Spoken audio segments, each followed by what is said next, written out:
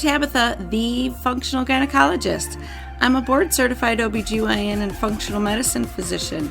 I've embraced the world of functional medicine and wellness through my own personal health journey, and I'm super excited to share my wisdom and unique perspective as it pertains to women's health. So if you're struggling with hormone imbalance, weight gain, period issues, anxiety, insomnia, you name it, then you've come to the right place. I want to be your functional gynecologist. So welcome.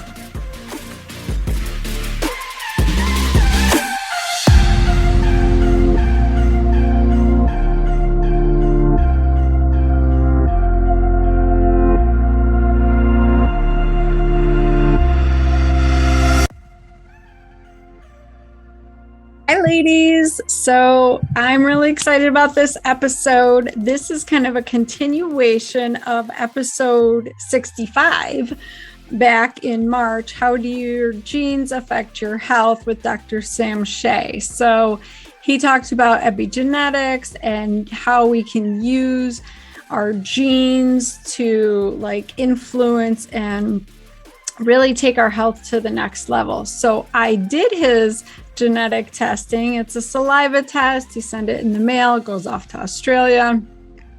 And today's episode, we're going to go over my results. And I will tell you, this is a really long episode because it's full of amazing information. So many good golden nuggets in this episode, because even though he's talking about me, he is dropping a lot of good information for health and understanding of physiology and why you have the conditions you have or the struggles that you have. And so even though this is going over my information, you're going to learn so much, and you're probably going to be like, that really sounds like me. And oh my goodness, I need to do genetic testing to see, what pieces of the puzzles I'm missing. So you probably have to break this episode up into a few different sessions. And if you're listening on audio, it's actually a lot of visual stuff. So you might want to go over to my YouTube channel, The Functional Gynecologist, and watch this episode on YouTube, because he's going to show my report and his interpretations of things. And it's just really eye-opening. It's a really interesting episode. So I'm sorry it's so long, but it's worth it. So, if you need to take a break and come back to it, you can always do that as well. But this might be the next step in your health journey too. So I hope you get a ton of information out of this episode. All right, so here we go with Dr. Sam Shay. All right, Dr. Sam, welcome back to the Functional Gynecologist podcast. Thanks, Dr. Tabitha. It's great to be back, and we've got a lot of fun stuff to go over today. Oh, I'm so excited. So this episode is a little different. We're just going to act like I am your client or your patient, and you are going to go over testing results I did, because I did the big genetic screening panel, right? Yeah, you did all five. You did the genetics lab package, which is a combination of 5 unique genetics panels that are unique from all other genetics panels out there. And what we're going to do is we're just going to go through it, because you haven't seen your results yet. So we're gonna, it's all very exciting. We're going to go through, quasi live, I guess. I mean, right. And then it's very generous of you to be willing to share this whole process with, your audience. And part of the thing about going over genetics results is a lot of people can feel intimidated by it, or it's deep, because there's some results here that are not ideal, in terms, and just to be really transparent, to date, I still have the worst genetics profile of anyone I've ever run this on. Oh my goodness. So it's not if I say you're in good company, it's not saying yours is as bad as mine, because no one's is, but I understand the sting and the concern and the fear and the anxiety that some people may have about what's this Pandora's box going to reveal. And I just want to put at the outset, the whole intention of these specific 5 panels is practical and empowering. It's not to make anyone feel like they're doomed, that all hope is lost, There's no point. Any of this stuff. It's designed to give you the truth, but also give you the practicality. Because one of the benefits of this type of genetics testing is that we're looking for what are the specific genes that, I mean, we talked about this in the last genetics talk we had, is that there were 4 criteria for these genes. One, they were part of the major panel. They were a part of the 7 drivers of all diseases: inflammation, free radical damage, liver detox, vitamin D utilization, methylation, cardiovascular circulation, fat and energy metabolism. So then they were the upstream genes. So inflammation has hundreds, if not thousands, of genes that are involved directly or indirectly. So we're not looking at the hundreds and thousands underneath. We're looking at for the top 15 that control all of them underneath it. Then we're looking at, of those genes, oh, sorry, it's more than top 15. Of those top apex inflammatory genes, which have at least 10% variation in the general populace, meaning that there's a likely chance that someone's going to have a variation or a yellow dot or a red dot, meaning that they're not going to have the ideal genetic, predisposition. And then the fourth criteria is that all the genes have peer-reviewed research done on humans to show that lifestyle, diet, nutrition, etc. alone can shift the expression of the genes to a more favorable expression. So it's like people can have like a quote red dot, a quote yellow dot, or a green dot. If they have a red dot, that means they've got a bad copy from mom, quote unquote bad copy from mom, bad copy from dad. And then so they're starting back further back from the track. The Summer Olympics are on right now. So green dot, someone starting way ahead. Yellow dot, yellow dots vary, in terms of the distance between red and green. And then you got red dot way back behind. Now, as soon as the gun's fired, the green dot can, just dilly-dally around and end up in last place. So even though they have an advantage starting out, if that lifestyle, the choices that ones make, that runner is going to choose, goes off the track, just waves at the crowd all the time, whatever, like they're going to lose. Whereas the red, if they have the right discipline, they have the right lifestyle, the right this, they can still approach greenish state. The red will never be green. Like they will never start there, never. But they can act as if and get very close to it so that the disadvantage isn't as disadvantageous. And that's the positive message of epigenetics, is that even no matter whatever dice you've been rolled, you still have an empowered life to make changes so that the expression is for your benefit. And me, again, I have to date the worst genetic roll of anyone I've ever done a test on. And so I get it. And so just to remind people, like I had, achy joint pain, like an 80-year-old pain in my joints. So I have a massive inflammatory roll. And when I saw my results the first time, I cried because it explained why I was so sick when I was younger and had this kind of echo of just achy pain. Mm-hmm. And I realized because I expressed inflammation exuberantly like that. And then I was just so shocked. I was crying because I felt so much, kind of like shock and frankly, a little bit of bitterness about the genetics that I was given. And then I started to cry in relief because I realized, wait a minute, hold on. Now I've got a battle plan of what to do. And I started to follow the recommendations to control the inflammatory genes in my case. And all the pain in my joints went away. Okay? Oh my gosh. I love all that. I'm really excited to get these results. I mean, you hit on so many good things. Your analogy is perfect. Like I want listeners to realize that these genes are not your destiny. Mm-hmm. They're just a guide of how aggressive do you need to be with your diet and lifestyle? Can you party like a rock star, or do you have to you're going go to pay bed for at it, night? but yeah. Right, exactly. Or do you have to like take care of yourself and baby yourself a little bit? So I will say, I have a couple autoimmune conditions, and I have chronic pain, and I feel very inflamed and in pain almost every day of my life. The degree of it changes, some days it like hurts to get out of bed. Other days I'm rocking it and I'm not even noticing it. So I'm really excited to hear what you have to say, because I want to be able to get up to that person with the green light. I want to know how to intervene. So I love that you're not only giving me the bad news, but you're going to like tell me what to do about it. And I think so many of my listeners are going to go, holy crap, I think that's me too, So I think this can be super empowering episode.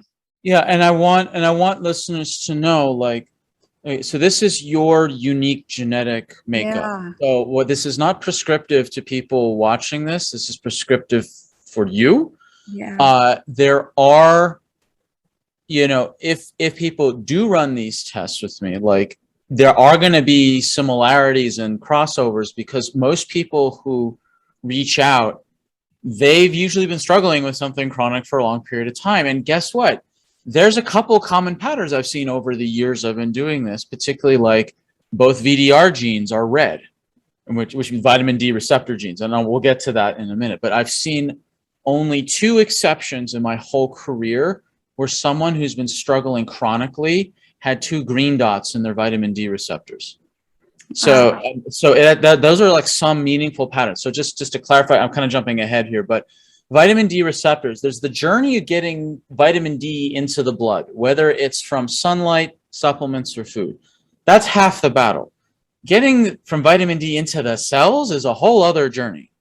So, and it's the vitamin D receptors that form those docking sites or catcher's mitts to capture the vitamin D floating in the blood, to bring it into the cell, to then activate the nucleus to transcribe all the wonderful anti-inflammatory, immune-supporting genes. Now, vitamin D has been estimated to activate up to 5% of the whole human genome. Think about that. That's crazy. Up to 5%. And it's called vitamin D is a misnomer. It's technically a hormone, because it goes in like it's a hormone.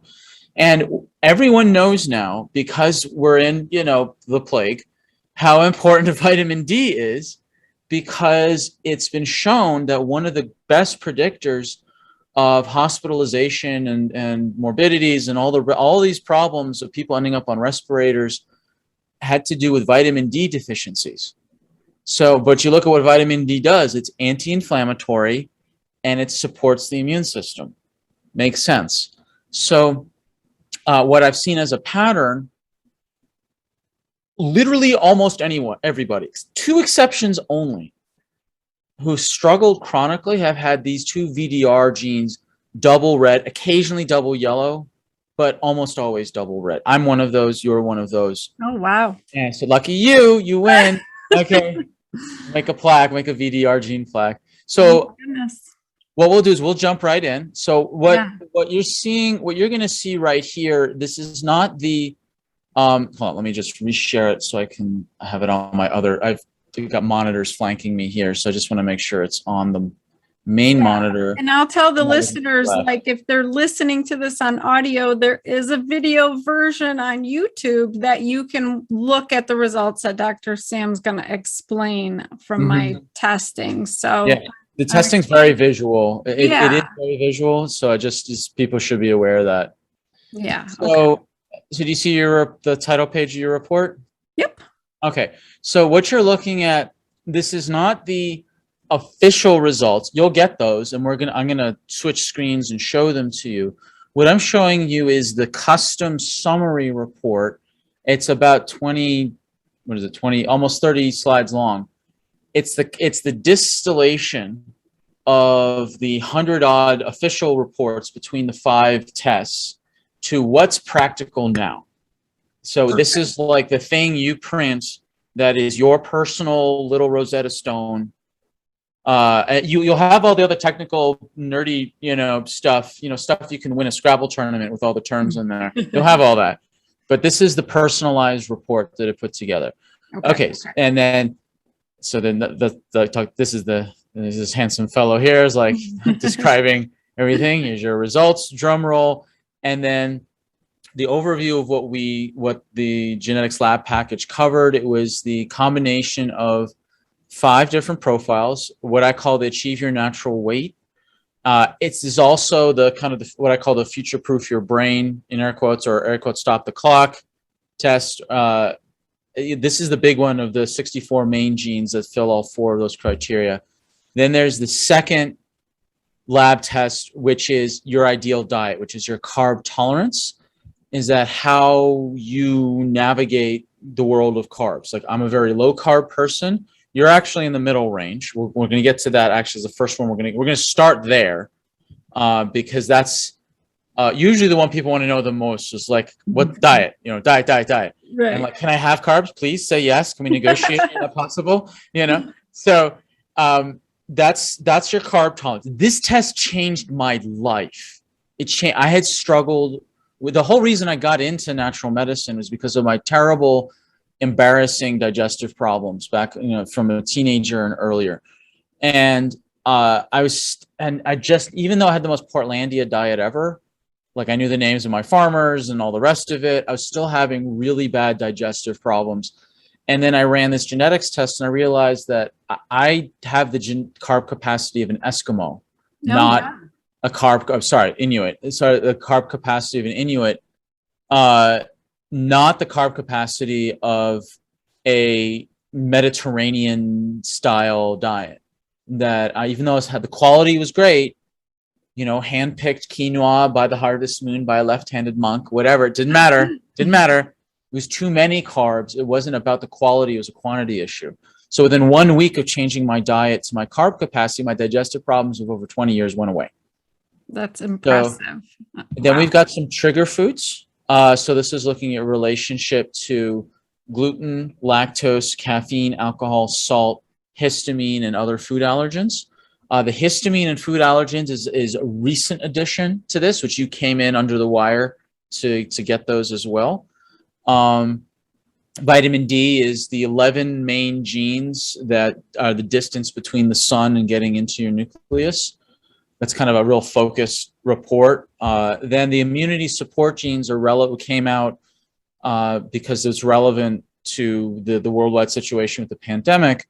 The immunity support genes are specific derivations of about half of the achieve your natural weight genes with a specific lens towards immunity support. So it's taking approximately half of the 64 genes here and putting a very special lens on them to understand how they will operate to support immunity. So those are the 5 profiles that you did. So then we're going to jump right into your results. Okay, so you're a 6 out of 20. Now, which 26 sounds low. It's actually not. The average is 5.6 for those of European descent. For those of Asian descent, it's 8. Okay, and the 5.6, this is Mediterranean, like 6 especially. 5 is a lower carb Mediterranean. 8 is a higher carb. So I am a 2. Now, my ancestors came from northern Russia. Not a lot of carbs up there, so that makes sense. Yeah. Now, how do we make this practical? There's a lot of words. Again, this is condensing 40-page report down into 2 slides. So here are the basics. It's called, how do you use this 6? You use what's called the finger rule. Now, 6. So you see, here's an image of my hands here of 6 fingers, right? Like this, 6 fingers. All right. So how do we take this number and make it practical when you eat all of your meals? Okay, that's where I came with the finger rule. So the background to the finger rule is I'm sitting thinking about this test, this carb tolerance test, and how do I make this easy to apply? So I'm watching Game of Thrones, true story. I'm watching Game of Thrones, and this is the mind of a clinician. You're watching Game of Thrones and you're thinking about lab testing while you're watching Game of Thrones. Right. That's the thing. Okay. So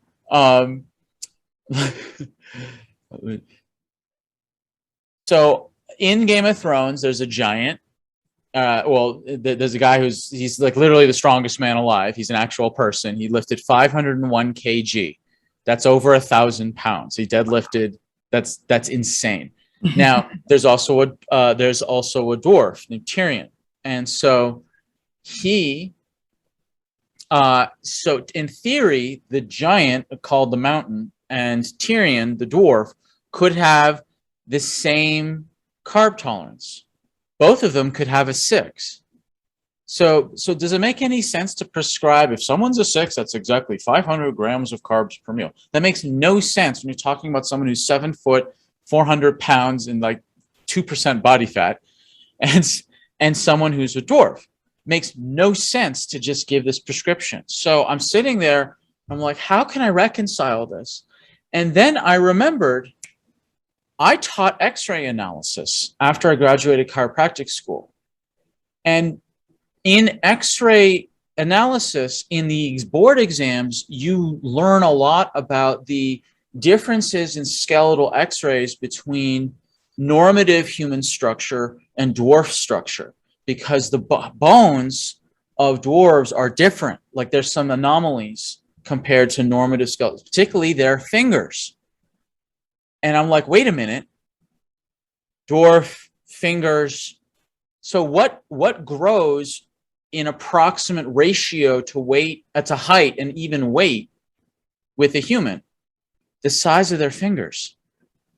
So Tyrion's finger, like his index finger, is probably 3/4 the length of my pinky, whereas according to the mountain, his fingers is probably like 3/4 the length. My fingers, the 3/4. His longest finger is probably 3/4 the length of my pinky, whereas his longest finger, my forearm, is probably 3/4 the length of my forearm. Right. Right. So it's the finger rule. So if you're a 6, whatever your height, here's the rule of thumb, or rather rule of finger.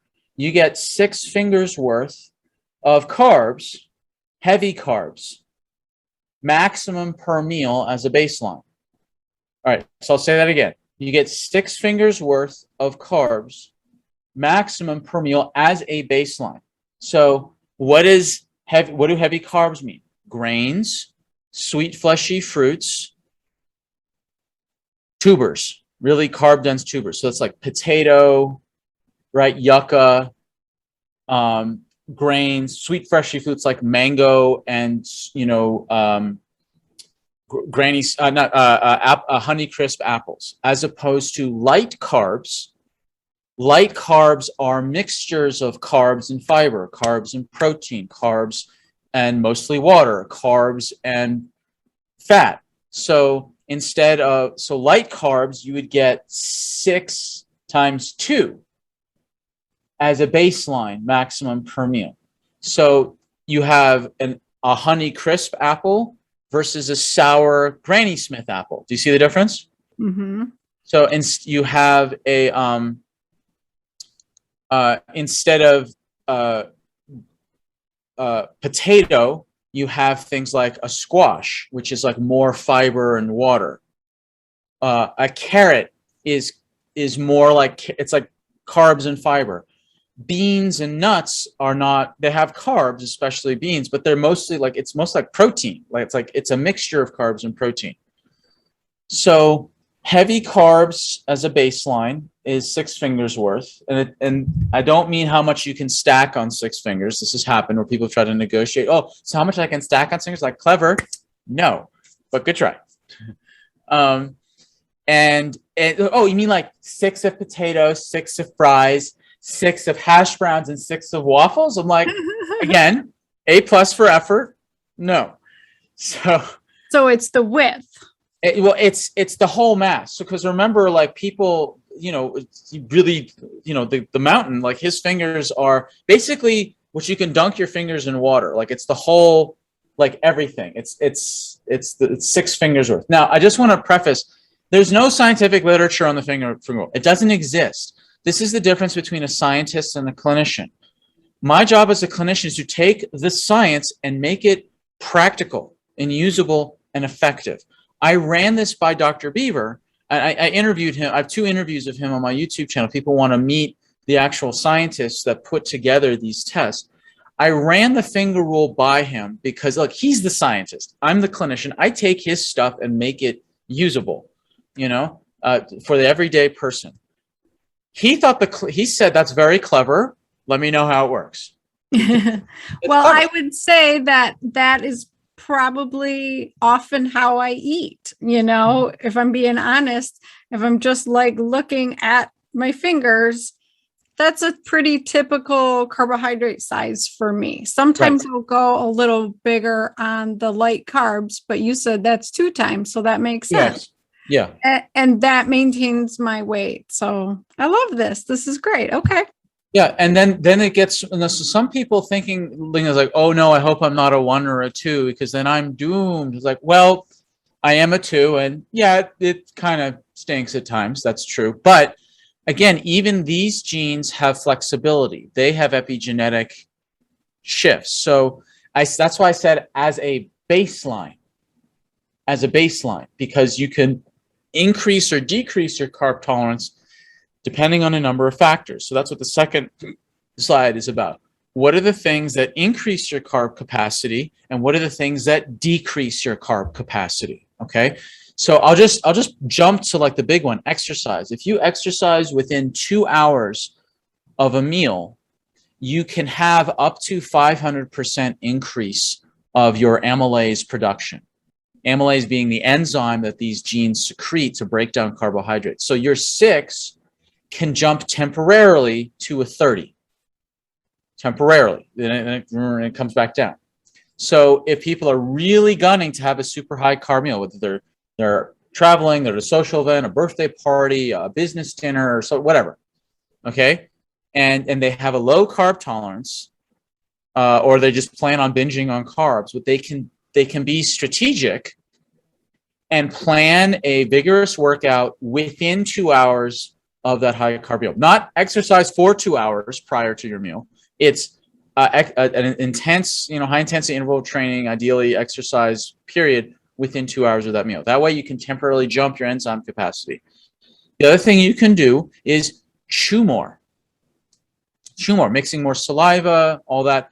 Now, I don't tell people chew 30 times because you can just drive yourself nuts going 2, 3, 4, 5. Right. It's nuts. Instead, I would encourage people to breathe 3 full breaths through your nose, obviously not through your mouth. That's not only rude, but you can choke, while you're chewing. But if you can chew and breathe at the same time, as long as you're closing the back of your throat while you're chewing, you breathe through your nose. 3 full breaths. You can sit there and count it once, and you'll get to approximately 30. So it's also creates kind of a mindfulness thing. Yeah. And you can still talk to people you can still engage with people without like counting to 30 and just not even paying attention to them, Yeah. So chewing will help. Lemon, lime, or apple cider vinegar before or during a meal will help. I mean, you can even just think of sucking on the juice of a lemon. You'll start to salivate. Eating greens, particularly bitters, before your meal. Bitters will trigger cranial nerve 9 and then 10, which triggers the vagus nerve to start dumping more stomach acid, more digestive enzymes, more everything. That will help. And then there's savoring your food. So this is what we call in neurology the cephalic phase. So cephalic, like cephalopod, like head. So when you smell good food, you start to salivate. When you think of good food, when you look at the presentation of really nice food, that also increases salivation and the engagement of your nervous system to secrete enzymes. So those are the things that you can increase your carb capacity temporarily. Any questions on that? No, I think that's great. That's good information. Thank you.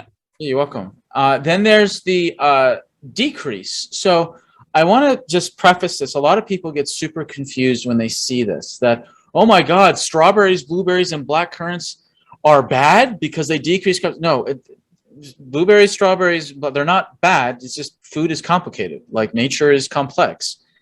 And so you don't have to, it's not saying don't eat these. It's just be strategic about when you eat these. That's all. You can have these. Just be strategic. So strawberries, blueberries, and black currants have polyphenols which shut down carbohydrate carb digestion for whatever reason. That's still not clear to me why, but that's what the research shows. So if you're going to have strawberries, blueberries, and black currants, simply have them after, as like a dessert thing, after if you have heavier carbs, or you have them separate from other carbs, like as a snack in between or something. Like they just finished cherry season. I actually don't know if cherries shut down amylase or not, but as an example, it's like we just had cherry season, and I eat cherries in between meals, not with meals, Okay. So pumpkin, beans, eggplant, and red cabbage. Red cabbage, super nutritious, one of the cheapest organic vegetables available. When I was in chiropractic school, I couldn't afford it. So I was basically living off of like eggs and organic cabbage, for a period of time. And then when, going through, functional medicine training and the functional medicine institutes I'm certified in, it's like you learn about all these wonderful components to all these different foods, but occasionally you find out there's drawbacks. Like eggplant is a nightshade, so sometimes it can provoke inflammation. It also turns out it can suppress amylase. Red cabbage, totally full of nutrition, but for some people who are sensitive with their thyroid, the raw cabbage can have what are called goitrogens, which can affect the thyroid. Red cabbage can also decrease carb capacity. Now, why is it red cabbage and not green cabbage? Because the polyphenols in the red color of the red cabbage. So if you're going to have also pumpkins and beans, you just same thing. You either have them, you have them separate from other carbs, or you have your other carbs first, or you simply do more of this. You do more of the chewing, more of the lemon, lime, apple cider vinegar. You eat your bitter greens first, you savor it more, you exercise ahead of time. You do all these other things to help just increase your capacity. It's a balancing act. You can just do more of the other stuff. Yeah. Corn is ironic, is that it suppresses amylase. Rice also suppresses it as well, which is my theory, again, just my theory, why the average AMY1 gene copy number is 8 in China, because it's a 5,000 plus year rice culture. And so there was a very concentrated geographic selective pressure because you lived off, so much into the carbs was the calories are based off of rice. But if rice suppressed amylase, there was a genetic pressure to select for higher carb tolerance because rice was the thing that everyone was eating. Yeah. Does that make sense? Yeah, makes total sense. It's the same thing like in northern Russia, in the Arctic regions. There's no selective pressure to have higher carb tolerance. That's why I'm a 2. Mhm. It goes in the other direction. Right. It goes down. So, all right, very interesting. so I'm sorry. I'm looking down to my right because my little French bulldog wants her belly scratched. So I'm just gonna pet him. Anyway, okay, focus. All right. The other thing is that if people are also very athletic, they may need more carbs in general because they burn through a lot of calories. I had a couple clients that were super athletic. They didn't read the fine print, and but they were athletic, but they were really low carbs. So they cut down carbs a lot, but they were super athletic. So they lost a lot of weight and not to a healthy degree. And it's like, well, wait, what's going on? It's like, well, because if you're really, really athletic, you actually need more. You need to count. There's a lot of variables here. So that's just a little asterisk that everyone needs to pay attention to. Okay. That makes sense. Any questions on your carb tolerance score? No, I think this is good. So I've also created, now there's the official 40-page report that goes into detail. Now, I've distilled that report down into 10 pages, a longer version that also includes the recommended diet, like recipes and like a lot more information, a lot more detail, a lot more. But if you're gonna read the official report with all the nerdy language and the pictures and stuff that they created, have my 10-page report that is specific to your number. So I have different customized reports based on the number someone has. Okay. Because they're different reports based on the number, the official report, and then my distillation of it. It's really important you have both next to each other, and that if there's a discrepancy, you follow what I say. And I'll give you an example. It's that there's a lot of medical pressure in Australia right now. I mean, I don't know if you've been following, but Australian natural practitioners are really under a lot of heat right now. It's never been harder to practice as a natural practitioner in Australia at the moment. So there's a lot of like scrutiny of official reports that are coming out of labs by the Australian Medical Association. So like there's a couple things in the official reports that I very much disagree with, but they kind of have their hands tied because it's this kind of like issue of like, if they're making a recommendation, it's like in the official recommendations, it's like under certain people, like under fats, they say like butter and margarine. And I absolutely object to margarine. Right. But the Australian Medical Association and their army of nutritionists are saying, no, it's fine. Why are you objecting to it? Like, then it becomes a problem. So I have my official report, which kind of goes through and says, okay, this is what is officially said. This is what I absolutely agree with. And this is what I disagree with. So that's why I say follow my report. So that's why it's a bit challenging if people want to try to run and get this test run themselves. And it's like I wouldn't recommend it because there's things, very important things that I thoroughly disagree with that can have meaningful effects by just going off of a score and the official report. So anyway, that's another asterisk there. Yeah, and just for my listeners, like the testing is done in Australia. And it was actually really easy to do. It was a swab that I collected and then I sent it in the mail, but it does go to Australia and that's why you're getting their official report. But I agree, like margarine is toxic. So Absolutely. We're going to follow what you recommend. So and they're very aware of this issue. And I brought it up with them and so there's an understanding as to why it's still in the official report and it's awkward, Yeah. So, and just like getting it out to Australia, it's like super easy. Like I pre-print all the paperwork, like the documents, like it's just what goes in the thing, what goes on top of the envelope, walk into USPS or wherever you are in the world. If you're not in the US, then it's just, send the test kits there and then you use DHL to send it off. It's really easy. So, and I've been to that lab in Australia. I have been in that lab. That's awesome. And it is phenomenal. Like, and the level of accuracy is unbelievable. Like they are super duper accurate, way more so than 23andMe and Ancestry and all that. And they showed me the technology of how, of course I can't describe it because I have an agreement with them not to share, but it was so clever that he showed me an example of how he was able to find that there were two sets of DNA on one swab because they were able to parse it. I was like, wait a minute, this doesn't make any sense. And here's what happened. It was a mom who did the swab, and then she left it out to air dry, and her toddler came by thinking it was a lollipop, put it in his mouth. And I was like, well, that's not very candy-like, and put it back. But mom didn't realize it, and she sent it off, and they found like there's like two sets of DNA in here. They were able to catch that. Wow. That's how cool it was. So yeah, I love this lab. Absolutely love it. And this is the only lab that does this type of reporting.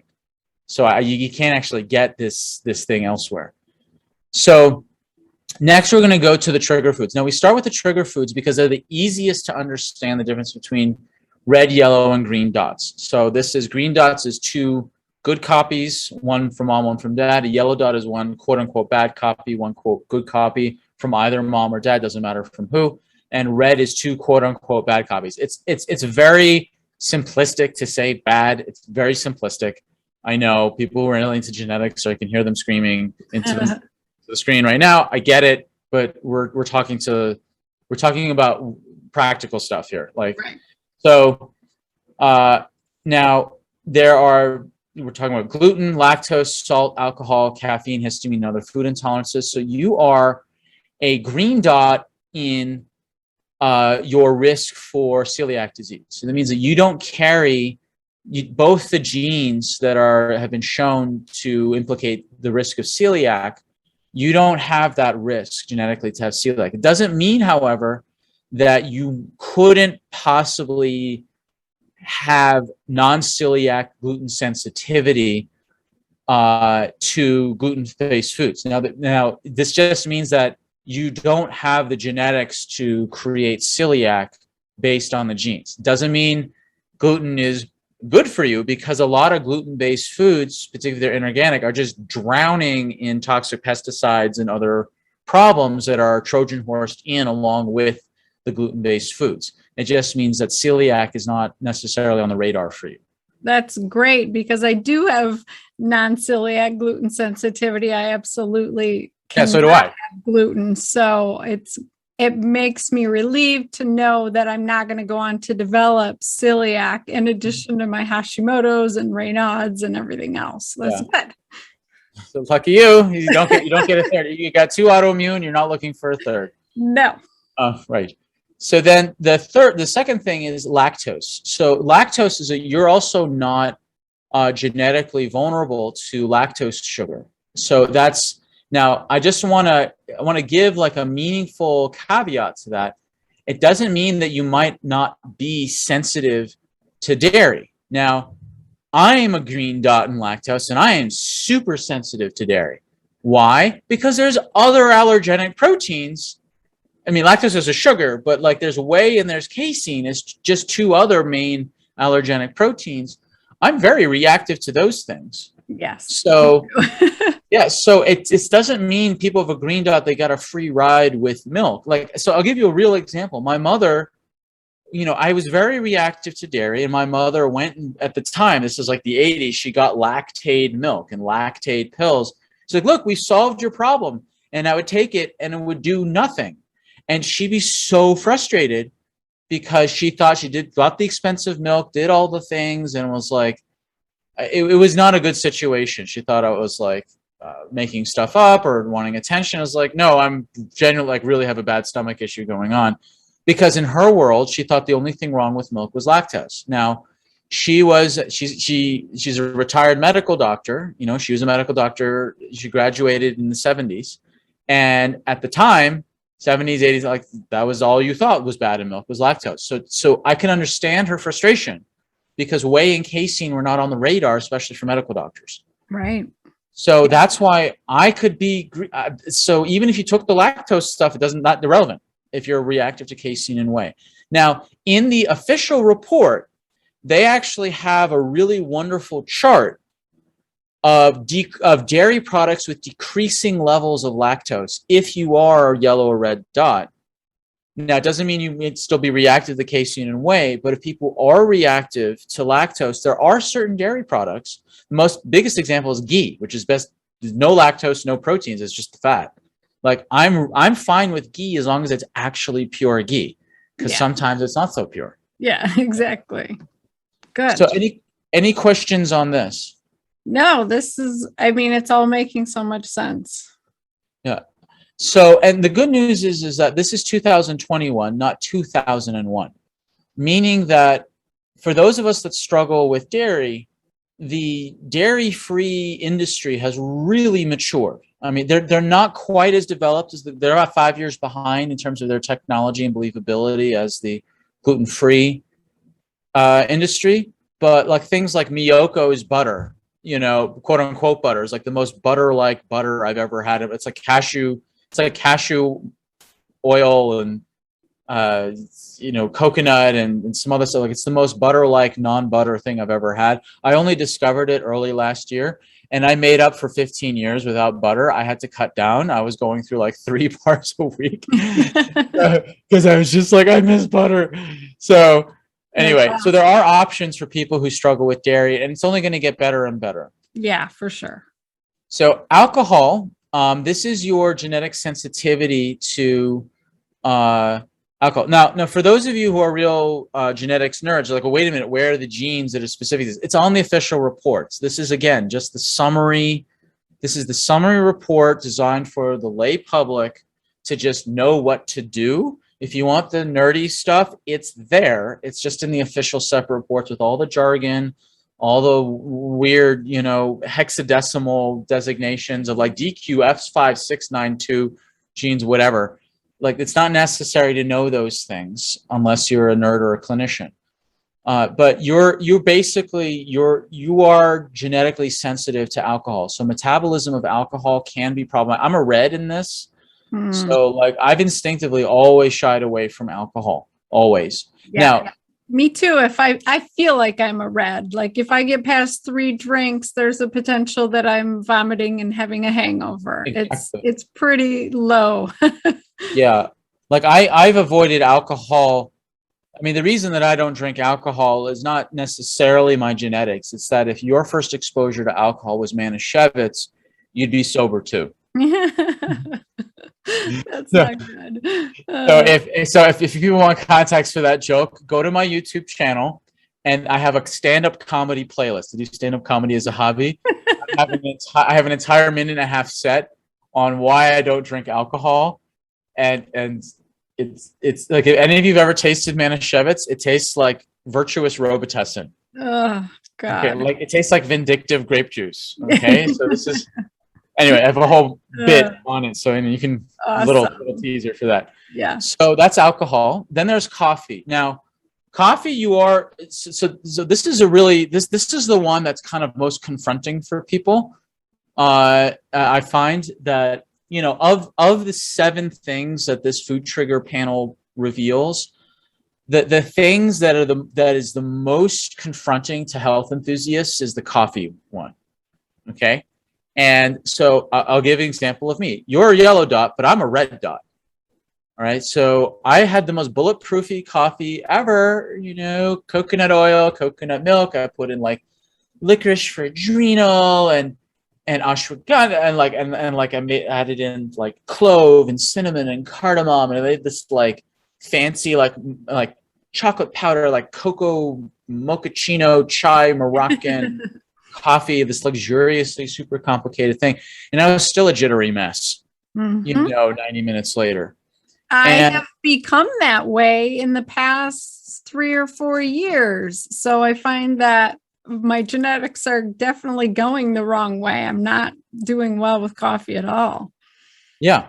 So what happens is that certain people have a hard time metabolizing caffeine, and they can have what's called caffeine-induced anxiety or depression. Yeah, for sure. Caffeine-induced anxiety and depression. So this is why, if people are avid coffee drinkers, or they think the way to productivity nirvana is bulletproof coffee, get tested first, because I cut caffeine out of my life with rare exception once I got my genetics back and explained my lived experience of having coffee. Could it be possible that it's making me tired in addition to depressed after I drink it? So it depends. That's probably more a function of your adrenals than the actual coffee itself. Okay. That may be an adrenal issue. So I also have a degree in acupuncture, and when I was learning TCM from my professor, she said, according to Chinese medicine, caffeine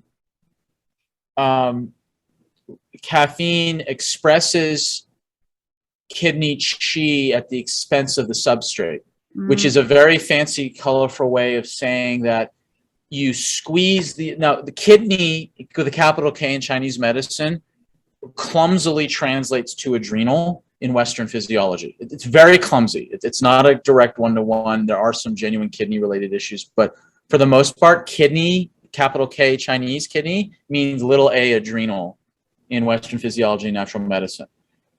And So if you drink coffee, you squeeze out cortisol, but you exhaust the adrenals. That's what that translates to. So that's what I would say is really might be going on if you're feeling tired after a certain. That makes sense because I do have adrenal issues, so major dysfunction. So obstetrics. All right, let's keep going. Keep going. Yeah. So are we okay going beyond the hour? It's going to be let's okay. finish this out. Okay. So then we've got salt. Now, so this is about salt and high blood pressure. Now, I want to be very clear, and even put this in writing. There are many reasons blood pressure could be high. Stress, height, excessive weight, smoking status, alcohol consumption, sleep apnea, thyroid issues, adrenal issues, kidney issues, and lack of exercise. Salt is a variable, not the variable. It is a variable. So if someone has high blood pressure and they have a red dot in salt, the very first thing I'm doing is looking at all those other variables first. Yes. Okay. Before we blame salt as the evil underlying high blood pressure. So now also gender, sex should be in there as well, because women typically have lower blood pressure than men. So if you ever have high blood pressure for whatever reason, we first look to those other variables. And if those other variables are all fine, then we can look to salts and reducing it down. And also I recommend people get like Celtic salt, Celtic sea salt, or Hawaiian red salt, or New Zealand sea salt. Don't get pink salt, because some big box grocery stores basically get crappy salt and dye it pink and call it pink salt. So they're legally not saying it's Himalayan salt, but it's pink salt. Oh my gosh, that's horrible. It's a little sketchy, just a touch, just a smidge. Wow. So anyway, then we got histamines. So you're a yellow dot in histamines. So what that means is that histamines are things that can release like an inflammatory reaction. They're an immune response, like mast cells. They're little cells in the body that go to areas of injury and inflammation and dump all these histamines in it, all the rest of it. So you're sensitive by a yellow dot to histamines. So that means that you are more genetically vulnerable to like headaches, itchy skin, runny nose, fatigue, hives, digestive issues. Histamine is very big in the digestive tract. And what I did is condense the chart in the official report to this one little page of like what's a low histamine foods and what are high histamine foods. So just for example, like high histamine foods are alcohol, eggplants, pickled and canned foods, mature cheeses, smoked meats, shellfish, beans and pulses, long stored nuts, chocolates and cacao, seitan, the vegan meat, rice vinegar, ready-to-eat meals, salty snacks, sweets, and leftovers actually should be in there as well. And the low histamine foods are like fresh foods, fresh fish, eggs, fresh fruits and vegetables, grains, fresh pasteurized milk. I'm not saying that you should have pasteurized milk. It's just happens to be a low histamine food. Right. That's all. Cooking oils, leafy herbs, fruit juices. Now, I don't endorse fruit juices because you can just drink a whole bunch of sugar, but it happens to be a low histamine food. Herbal teas, etc. So you just got to monitor. There are supplements out there like Dow histaminases and things like that if people are really histamine sensitive. But the first thing to do is to drop histamine containing foods. Any questions on this one? Nope, it makes sense. If I eat a big charcuterie board, I do not feel well. I get congested, I get the headache, I get the whole work. So I just have to like check myself and eat a low amount of it for sure. Yeah, and for someone like you that's very self-aware about your reactions to food, the benefit of this profile is affirming that, yep, got to focus more on, make sure that I can't deviate from that. Yeah, but I'm sure for many people, this is like going life-changing, to open their eyes and change their whole world for sure. Absolutely. And the one that's most confronting for people is actually the caffeine. Yeah. That's the one I get the most emotional pushback from. Yeah. So Then there's general food allergies. Now we're all still figuring out the genetics of food allergies. It's very complicated. There's actually a bunch of genes that are checked. So we put a yellow because it's kind of an aggregate of like the 10 or 13 genes I think they test for this. And so this is just a general thing. So if you are experiencing feeling not the best, you can remove the top 7 food allergens: fish, eggs, wheat, soy, shellfish, dairy, peanuts/tree nuts. And you may just have an overall lowered immune response because you have a generalized vulnerability to food allergens as a whole, not anything specific to what's listed here with the exception of the gluten in the wheat and relates to celiac disease and the lactose in the dairy that we mentioned before. So this is a generalized thing like this. This is to tell people, okay, do the food elimination diet if you're a yellow or red dot. This is worth doing. It is worth doing to figure out if that's going to help. That's like the one magic nugget from this slide. Do the food elimination diet and see if that helps. That's basically it. I love it. So any questions on your food triggers? No, I think this all makes sense. And I think that so many people would, have clarity if they had this information. This is great. Thank you. Now, I know it's changed my life and it's really helped a lot of people. And again, food is emotional. And I've kind of seen the spectrum of the reactions again. So just to tell people to buckle up because you may not like what you see, but you will certainly like how you feel if you change your diet accordingly. So now we're going to talk about vitamin D. And this is where I'm going to pull up the actual official vitamin D report. There's 14 pages to it. I'm just going to show you one page from the report because it really helps contextualize everything. So I'm just going to switch screen. So globally, you're a red dot on aggregate. You're a red dot. This is a clinical call on my part in terms of your ability to get vitamin D from the sun, which means you don't really get vitamin D from the sun that efficiently at all. And you're a red dot in your ability to use said vitamin D no matter how you get it, sun supplements or food. So I'm just going to stop the share. And I'm going to show you just your particular map. Again, you'll get everyone I work with, they get a copy of all the official report. You'll get all this and everything like that. So this is the vitamin D pathway. So here, the top here, this DHCR7, that's the gene that takes sunlight and helps convert that first stage of cholesterol to help start the journey into making it into vitamin D, because the basis of vitamin D is cholesterol. Then if you have certain inflammatory genes like interleukin-6 or TNF-alpha, if they're red or yellow, vitamin D will be pulled out of the blood and stored in fat cells and not used by the rest of the body. So if people have a lot of inflammatory weight, they actually lose a whole huge amount of vitamin D because it's just sucked into the fat cells and kind of quarantined. Mm-hmm. Then the next step, if whatever gets by the fat cells, then has to go to the liver to what we call the hydroxylation, which is a fancy way of saying adding an oxygen hydrogen group to it. And that's the CYP2R1 genes. I remember the R in liver. That's how I remember that gene. And it's getting a little bit nerdy, but just to keep, you've got 2 green dots, but all the rest are yellow and red. Of the 8 genes that get from the 8 major genes that get from sunlight to vitamin D, only 2 are green, 4 are yellow, and 2 are red. Wow. Now, and that's not good. Like for yellow, people are like, oh, yellow. It's like, oh, it's fine. It's kind of like green. Okay, so this is the one problem I have with the quote traffic light system of green, yellow, red. Because people's perception of a yellow is totally culturally based. Yeah. So if you're in Italy and you see a yellow light, that means it's a hard green. You hit the thing and you go through it. If you're in the Scandinavian countries where people follow the rules, a yellow is a hard red.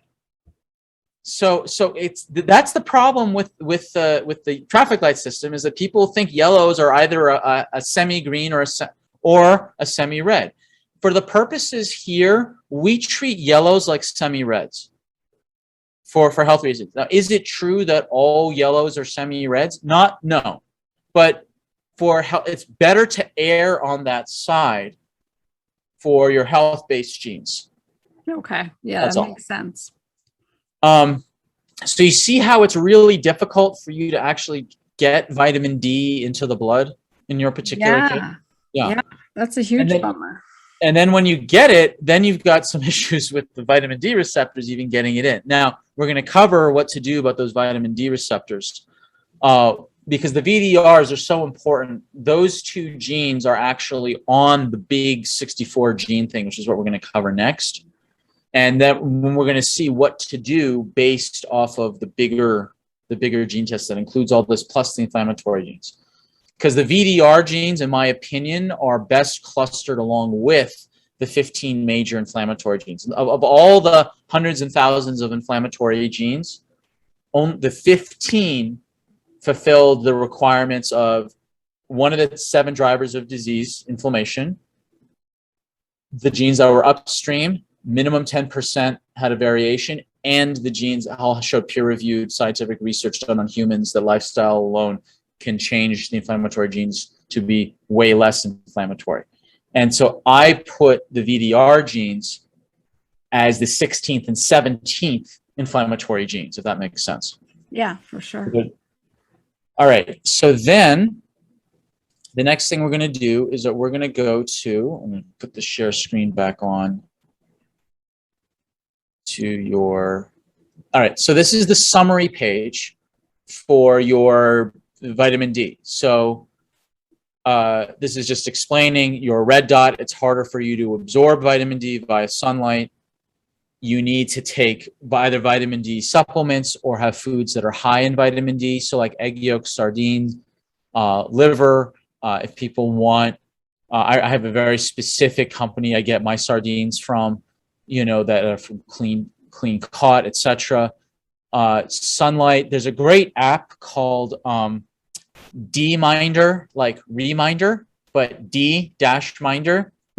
That's a phenomenal little app. It's brilliant because it wherever you are on the earth and the time of day and the calendar day and how much exposure to the sun for how long, it will give you, and your skin tone, it will give you an algorithm of how much vitamin D you're absorbing. Oh my goodness, that's very interesting. It's super cool. Now, for people like I used to live in New Zealand, and it'd be like, oh, I'm getting vitamin D from the sun. It's like, no, you're not. The only time the sun is at the correct angle to actually give you the UVB that actually makes vitamin D is only in the summertime and only between 11 in the morning and 3 in the afternoon, and only if you're out there with enough skin exposure. So sorry. Just because you're outdoors in the sun doesn't mean you're getting the correct UV light to make vitamin D. Yeah. That's why the D-Minder takes into account for that. So it's really, really clever. That's cool. Next profile is the immunity profile. Okay, the reason why we're doing this first is that here's what I've discovered when reviewing your immunity profile. All the recommendations to help your immunity are the same recommendations from the big Achieve Your Natural Weight, the 64 gene test. So I don't need to go into a separate how-to. It's like just focus on the to-do list for the big panel. Okay. And just focus there and it'll cover this. All right. So now what we're going to do is we're going to go into the big panel. This is the Achieve Your Natural Weight /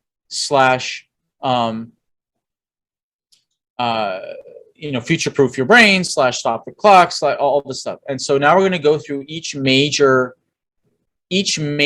section, the inflammation section, the free radical section, the liver section, the methylation section, cardiovascular, and the fat and energy metabolism. So this is the big picture.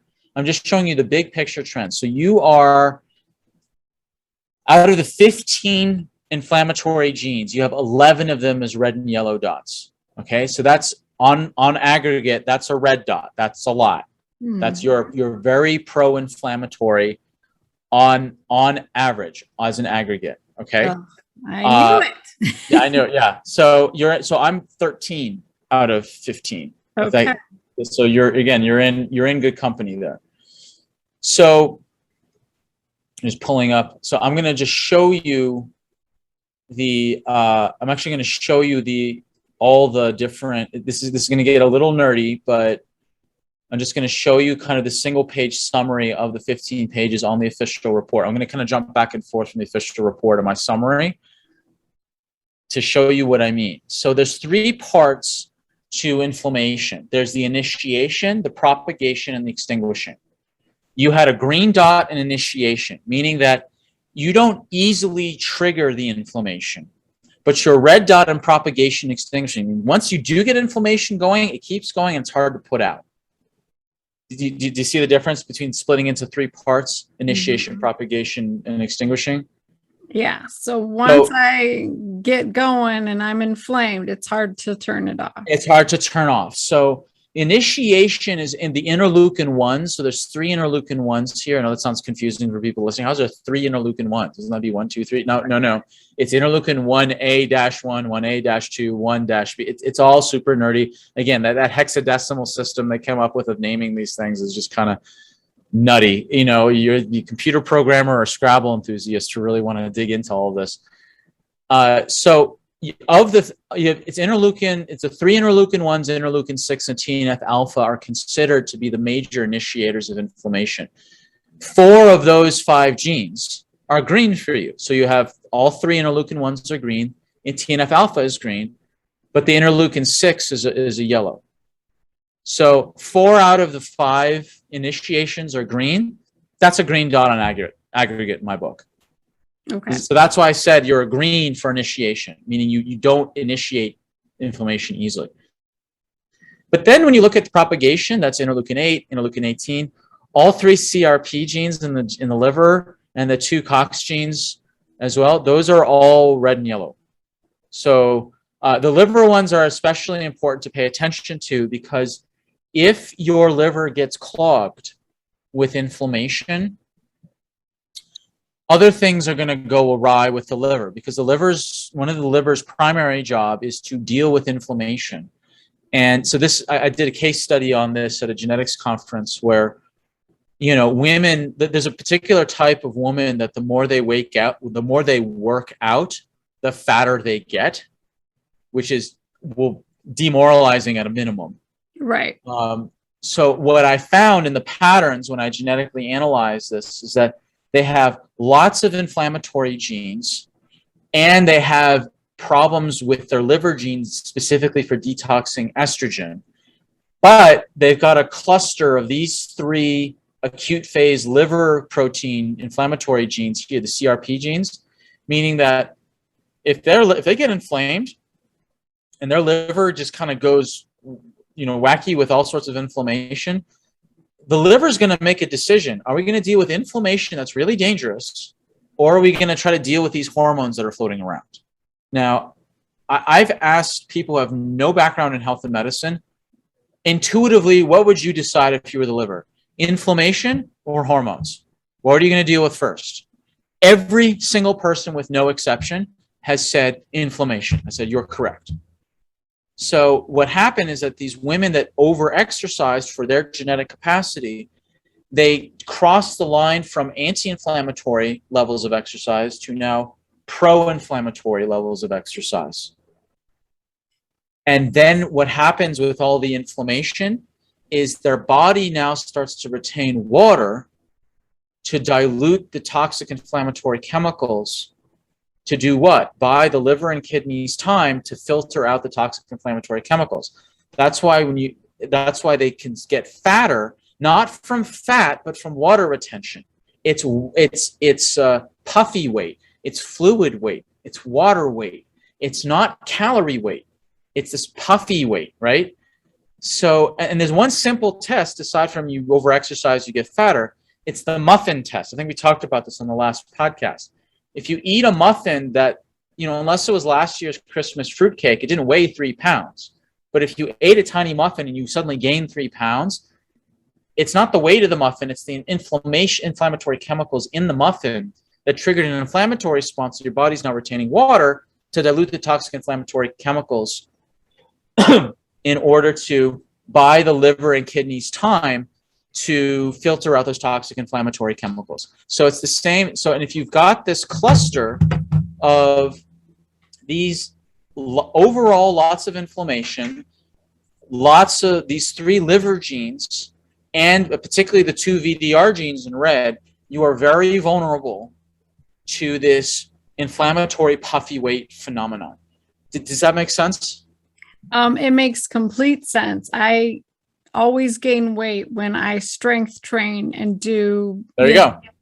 There you go. hard, high intensity workouts. And I feel crazy. Like, why am I feeling swollen and puffy and gaining weight when I am working out? That's you right here.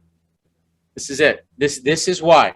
This is why you're literally the case study that I've presented at these genetics conferences on. Like this is exactly the mechanism. So what's the solution is you focused on recovery primarily. Like you only do intense workouts once every 2, ideally 3 days at most.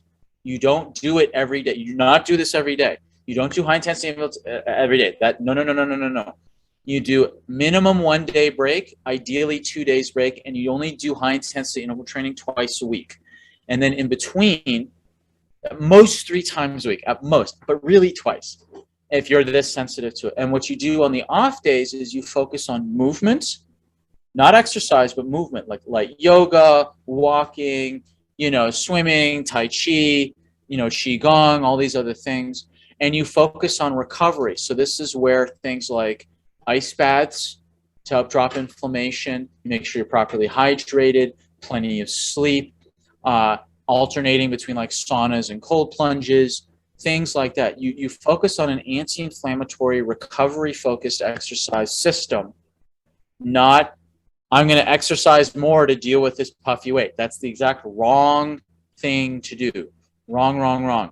So it's you need to focus on recovery. So massages, saunas, ice baths, rest, movement, sleep, water, all these things. You do exercise, but you must focus on recovery. Does that make sense? I love that you're saying that, because intuitively that's what my body is telling me. Right. And everyone around me is trying to tell me the opposite. So I feel so vindicated and so happy to hear. I see you. Okay. So would you put like running in that same category as the high intensity? Okay, so running is a really vague term. Do you mean jogging or do you mean sprinting? Yeah, jogging 3 miles. Okay, so that really depends. It really depends. So I grew up next to Heartbreak Hill, the Boston Marathon. So even in New Zealand, they knew about Heartbreak Hill. Okay, so most famous hill in all of marathoning in the world. I remember watching these runners go by. I'm like 6 years old. I turned to my mother, a medical doctor, and I watched these marathoners go by, and I say, "Mommy, they look sick." And she's like, "No, it's zone cardio." I was like, "Mommy, they look sick. It's good for their heart. Mommy, they look sick." Okay, so if people are feeling that their buttons are being pushed by hearing that, I'm okay with that. 2, you can go to my blog and look up why marathon. I have a post that's very uncontroversially titled "Why Marathoners Look Like Cancer Patients." Yeah, I have seen a lot of people tank their sex hormones and adrenals just by training marathons. Absolutely. And the reason why I learned this from Dr. Mark Smith. He's a PhD who studied under Lauren Cordain, who was a part of those zone cardio studies in the 70s, and he explained why there were kind of bunk research. You know why? So I'll give the short version. The reason why it was bunk research is because we all know the protocols, right? Somewhere like 20 to 60 minutes, 2 to 5 times a week is zone cardio, right? Something like that, somewhere in there. 2 to 5 times a week, 20 to 60 minutes, right? Okay. Do you know why that frame came in? Why those parameters came about? No, tell us. Okay, so Dr. Smith was in the lab as the PhD student gathering the data that created these protocols. He was a part of these research, okay? meet 2 to 5 times a week for 20 to 60 minutes, had nothing, literally nothing, zero, nada, to do with what is healthy. It had everything to do with what was convenient for the researchers to collect data. I believe it. Okay. So what do you do? Because at that time they've discovered oxygen consumption. You put a tube in someone's mouth and measure oxygen consumption. So the whole thing was, now before that, it was just a ruler and a stopwatch to measure improvements on basically whatever you do to improve your outcomes. Now they had a thing, measure oxygen. So you're a PhD graduate students, you're a forced guinea pig to all these things. So, okay, we got to get some data. Let's see. We've got break between classes. You got 20 minutes, jump on our, 5 days a week, 20 minutes, jump on to collect some data. So, oh, wait, we've got physiology lab 3 times a week, Monday, Wednesday, Friday for 2 hours. Okay, everyone jumps on for an hour and collects some data. That's how the protocols were made. Wow. Because it was a data collection parameter, not a health optimization parameter. Now, just to be fair, the high intensity interval training research is guilty of the same thing, just in reverse. These 20 seconds on, 10 seconds off, 30 seconds on, 30 seconds, like they're giving an arbitrary number for rest and activity, as opposed to measuring actual physiology. Like, so exercise has to, I can spend another hour. I have a whole podcast just devoted to this. So look, I just tell people, like, read the article. There's HIIT, high intensity interval training, and then there's safe high intensity interval training. SHIIT is a family friendly show, so I won't pronounce it. Mm-hmm. SHIIT, safe high intensity interval training. Those are my parameters, because how do you do this safely? Whereas, like, basically you exercise to a level of intensity, so you get a deep muscle burn within a minute or less of the exercise, because the deep muscle burn is the lactic acid production. Lactic acid at that point is a hormone triggering the hypothalamus and other mechanisms to burn fat, release growth hormone and testosterone. So if you go beyond the minute, you're now into aerobic respiration. And so that's why marathoners, they don't get that real release of growth hormone to rebuild all their muscles. Instead, they just get this constant rise in cortisol that stays sustained. And it's the cortisol that erodes the muscle tissue evenly across the body, which is why they look so gaunt. So the way you tell the difference between a cancer patient and a marathoner is the marathoners have thighs. Mm-hmm. It's the only muscle that actually gets any real, meaningful activity. Mm-hmm. So, and I know this is going to offend a whole bunch of marathoners. And again, I'm okay with it. And just go read the article. And if people, now here's the other thing that's really interesting. Going back to the carb tolerance, really high carb people, they actually have a higher tolerance for longer distance running. That makes sense. Yeah. Exactly. Yeah. And the lower carb people, like me, I'm a sprinter through and through, because if there's not a lot of higher carb areas, you have to walk around and gather, like you're doing zone cardio, you're a farmer, Yeah. Whereas if you're a low carb person, you were sprinting after or away from things, right? You're sprinting after your calories, or you're sprinting away from things that were going to make you its calories. Yes. So yeah, exactly. It actually so even the carb tolerance test indicates very strongly how you can dial in your exercise. Now, in your case, you've got a highly inflammatory profile, but a mid-range carb tolerance. So for you, I would say, like, number one, focus on recovery. Absolutely focus on recovery. But you have a longer tolerance for zonier cardio than I do. Okay. I never did well cross country, but I did really well at indoor track. Mm-hmm. And it's made sense now looking at my genetics. Yeah. I would say that running doesn't affect my body the same way as HIIT does. Yeah. So that makes sense to me. It's just a different beast, Yeah, exactly. Good. So now we're going to get to the practicals of what to do nutritionally, etc. at the end, kind of all looking at all things all at once, because one of the real amazing things about this specific rendition of genetics is that I'm not looking for, look, you've got 11 inflammatory genes out of the 15. I'm not going to give you 11 separate things to do for 11 separate genes. That's crazy. This is the problem with most genetic testing for health, is like, here's your 300 genes, here's 300 things to do, good luck. No prioritization, no organization. It's overwhelming, it's confusing, it's demoralizing.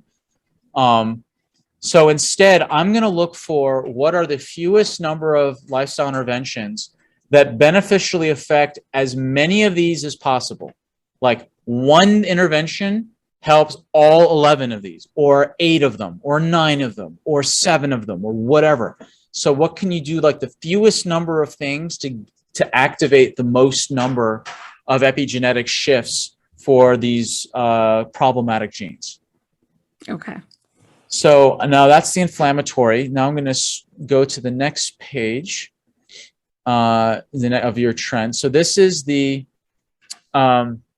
free radical quenching genes. So there are 3 main genes that create the enzymes to quench the free radicals inside the mitochondria, which are the powerhouses of the cell, where the vast majority of your free radicals are made. Now, you can think of free radicals as sparks.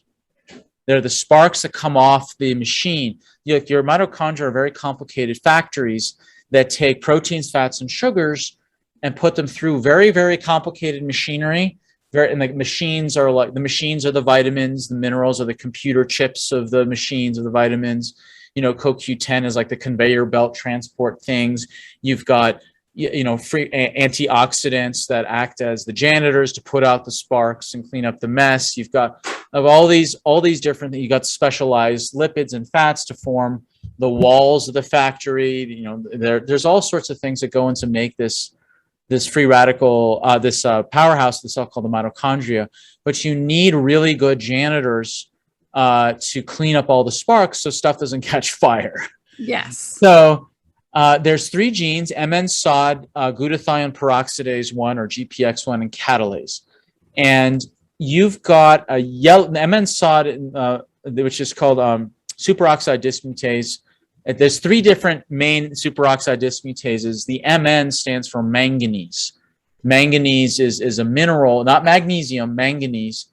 So there's 3 different MN-SODs. The manganese specific one is the one specific for the mitochondria. Now, I'm going to show you on your report what that actually looks like.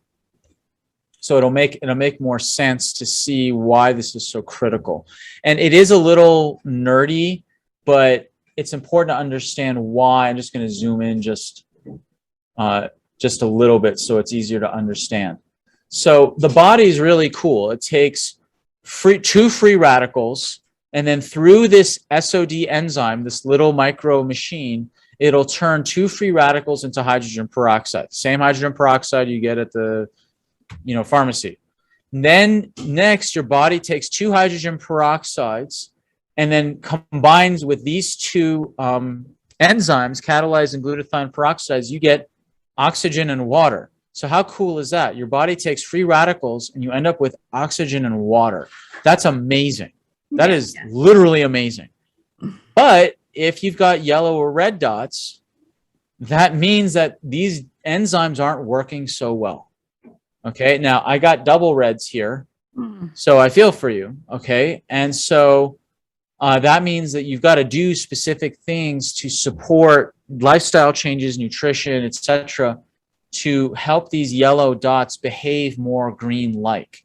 Just like your inflammatory genes, we need to give you lifestyle, diet, nutrition in order to make these red and yellow dots behave more green-like. Will they ever be green? No, but they can behave more green-like. So in your case, I've dubbed your overall free radical scavenging capacity as a yellow dot. Okay. And that's probably why I struggle with fatigue. I just chronically have low energy because my mitochondria can't clean house. Right. So then we're just going to jump to the liver. Now your liver, so your liver genes are actually relatively good. Like I very rarely see this clustering of all 5 phase 2 green. Very rarely do I see that. So just to understand this, to help everyone understand what's going on, the liver has two main phases for detox. You can think of them as a washer and a dryer. So the washer if you have dirty clothes and you wash them, I'll actually switch over to the official report because it'll explain this. So if you have dirty clothes and you wash them, but you don't dry them, then they'll get moldy and rotten and even worse. So that's the problem. If you have an overactive washer, meaning you're pumping out more wet clothes than your dryers can handle, or your dryers are broken, it's gonna be worse than if you never washed your clothes at all. So that's the issue. Like you have a toxin like benzene, and you put it through phase one, the washer, but you don't have a dryer to stick a methylation group, or I think it's a methylation group or a hydroxy. I can't remember something. Whatever it does to neuter it, dry it. Benzene oxide is 100 times more dangerous than benzene. A benzene oxide radical will intercalate with you, will do terrible, terrible things. So you're better off not putting things through phase one if you don't have a dryer. If you don't have a dryer to fix it. Now you've got a very unique situation where you've got two of the three most important overactive washers, but you've got 5 dryers to catch them. So I didn't quite want to call it a green. I definitely wasn't going to be a red, but it wasn't quite a green because you've got a lot of laundry that's being pushed into those dryers. So as long as your dryers are operational, you've got the proper nutrients like sulfur and other things to help keep them going. You should be okay, but you're always at a risk of overwhelming your dryers. Yeah, that makes sense. I like that analogy. Awesome. I learned that from Dr. Kalish. Then we've got these two other kind of sub things within the liver profile. It's your ability to handle estrogen, and one of the liver genes called HO-1 is a wickedly powerful pro-inflammatory. It spins out inflammation up in the inflammatory genes. It's a little complicated, but you've got a green dot in HO-1, which is really good, so that you're not winding up your inflammation higher than an extra layer of it. And your ability to deal with estrogen in general is really good. And that's mostly because the three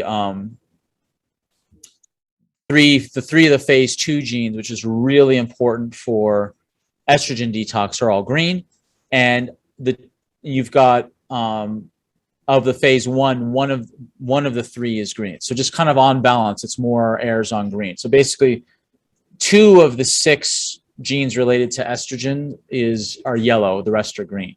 So that's why I'm kind of giving you a green. Yeah. Then we come to this term methylation. Now, methylation is a massively complicated thing. We don't really have time to go into the depths of it. What I will show you is I'll just to give people an appreciation for how complicated methylation is. In the official report, these are 15, there's a bit more, but these are 15 major genes that control the methylation cycle. The MTHFR1, and there should be another one, MTHFR2. So you count them up to 15. 1, 2, 3, 4, 5, 6, 7, 8, 9, 10, 11, 12, 13, 14, 15. Yeah. So most people fixate on MTHFR. That's a mistake. Everyone just, oh my God, I'm an MTHFR, I'm doomed. No, you're not. No, you're not. There's 14 other genes. I'm sorry. There's a lot more to it than MTHFR. I really wish people would get off the MTHFR bandwagon and just take a step back, zoom out, and have a look at everything. Okay, so methylation is a really complex process. It controls so many processes in the body. There's a lot of genes associated with. There's a lot of nutrients associated with, like B vitamins, like B12, B2, B6, zinc, choline, glycine, serine. There's a lot of stuff involved with this pathway. And in your case, you've got not really an ideal role of So 3 of the 15 genes are 3 of the liver genes. Those 3 green dots in phase 2, GCLC, GCLM, and GSTP1. That's over here. These last 3 to make glutathione, those are all green, which is great. But when we look at the other 12, you've got 9 out of the 12 are red and yellow dots. All right. So what that means is that you need more support with like B vitamins and serine and glycine, etc. Now, there's a separate, like I occasionally run, distinct functional methylation panels. Like it's a blood test from Genova where you actually look at all the functional markers, like how much serine, how much glycine, how much are, SAM versus SAW, and all these other complicated markers. Those are because there's genetics and then there's functional testing. So the genetics tell you about your tendencies, its predictabilities, how things are going to develop. But the genes don't tell you what's the level of your B vitamins now, the level of inflammation now, the level of your glycine and serine, your right. They don't do that. That's why it's ideal you run both functional labs and genetic labs either at the same time, or at least you get the genetic information and then you run the functional labs to figure out where are you now to then correct course. And then you have the genetics as the long-term view to like, okay, now everything's back to better. Now you can look what you dial in based on the genetics. And you can do the genetics even in the short term. That's what I did also, because from the genetics information, if you can start to shift the way the genes express, whatever markers are in your blood, stool, saliva, urine, etc., they're going to shift anyway. But there's certain things that you're never going to get from a genetics test, like what are your amino acid levels now? What are the fatty acid imbalances now? Are you mineral deficient in things right now? Like, that's why I prefer to do both at the same time. But usually when people like work with me long-term, they do like the functional and the genetics. So they get both at the same time. But for here, there's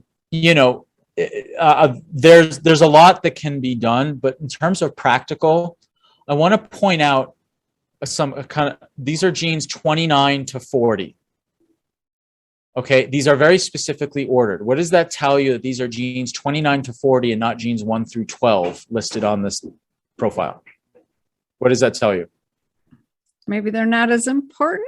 They're not. The genes above regulate the genes below.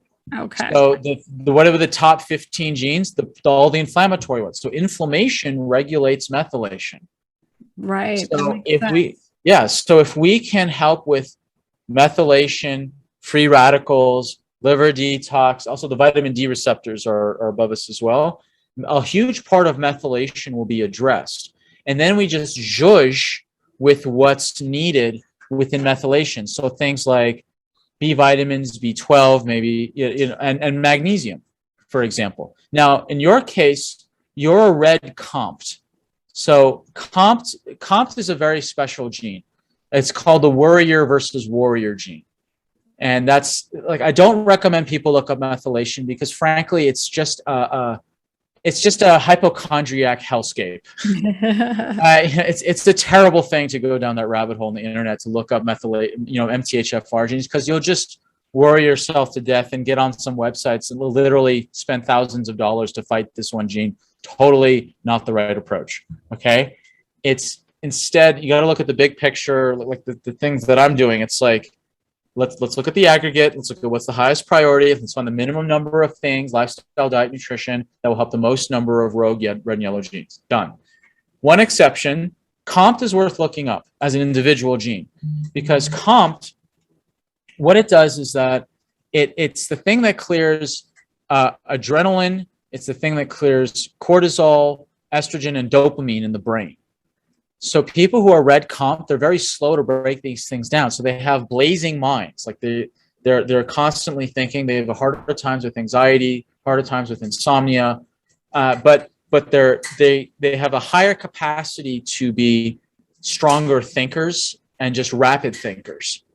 Okay, and so it's kind of a gift and a curse. You can have a blazing intellect, but higher anxiety, and so like all these other problems that are associated with it. Now, when I say magnesium, there's a special type of magnesium that's really, really, really good for COMT people because you want the magnesium to get into the brain. And the brain, the magnesium you want to get into the brain is magnesium threonate, not citrate, not glycinate. Oh, glycine's great, citrate's great, it's all these wonderful things.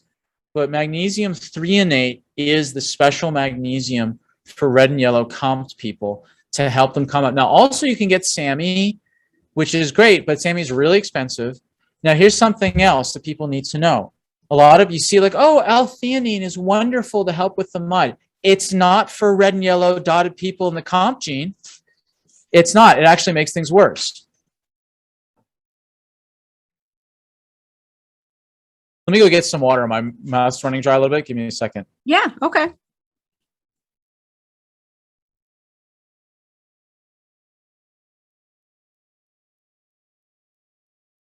So let me know when. Okay. All right. So magnesium. So next phase. Any questions on methylation? No, I think that's really helpful to know, the specific type of magnesium I should be taking. And it makes a lot of sense because I do have trouble turning my mind off. Thank goodness I can handle my estrogens through my liver because I have the COMT issue. So that's good. So the next thing we're going to cover is blood pressure and vessel integrity. So this is the cardiac portion. Okay. So unfortunately, you've got red dots in both. And yeah, when we come down to the vessel integrity, first thing to look at is blood pressure. So there's several major genes, AGT, ACE. ACE is the most famous and the most powerful of them. You have a red dot in ACE, which means that you're much more prone to higher blood pressure. It also means that you're, it just really basically means you're more prone to higher blood pressure. And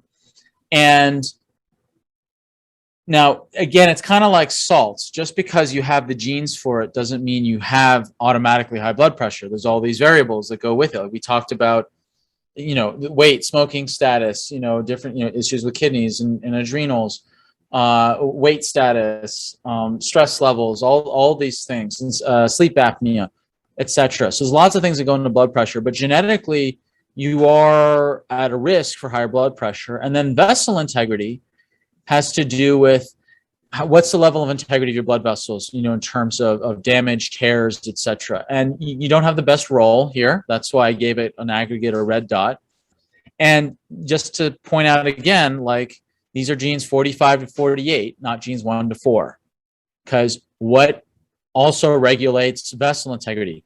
Inflammation, free radicals, vitamin D, methylation, because homocysteine it really affects blood. So that's why the methylation genes are above the vessel integrity genes, right? Well, this is good to know. I mean, my blood pressure is typically 110 to 115 over 60 to 70. So I think all of the stuff that I'm doing is hopefully preventing these genes from really taking me down, right? Via Absolutely. my demise.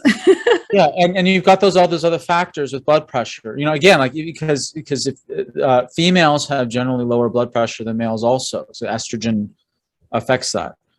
So then we can scroll down to fat and energy metabolism. Okay, so this is a bit of a word salad here, but we're going to focus on appetite, because the things that most people are concerned about is appetite control.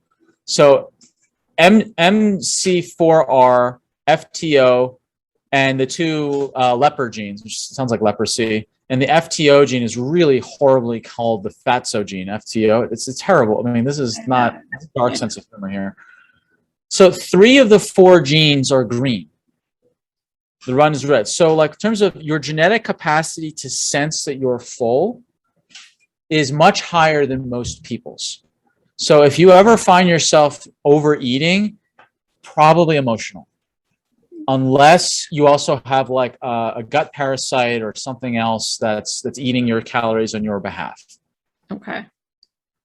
Does that make sense? Does that resonate? Definitely. That does make sense because I I know when to turn it off. And if I overeat, I feel miserable. Yeah. And, I tend to be able to keep my weight in control with my diet pretty easily.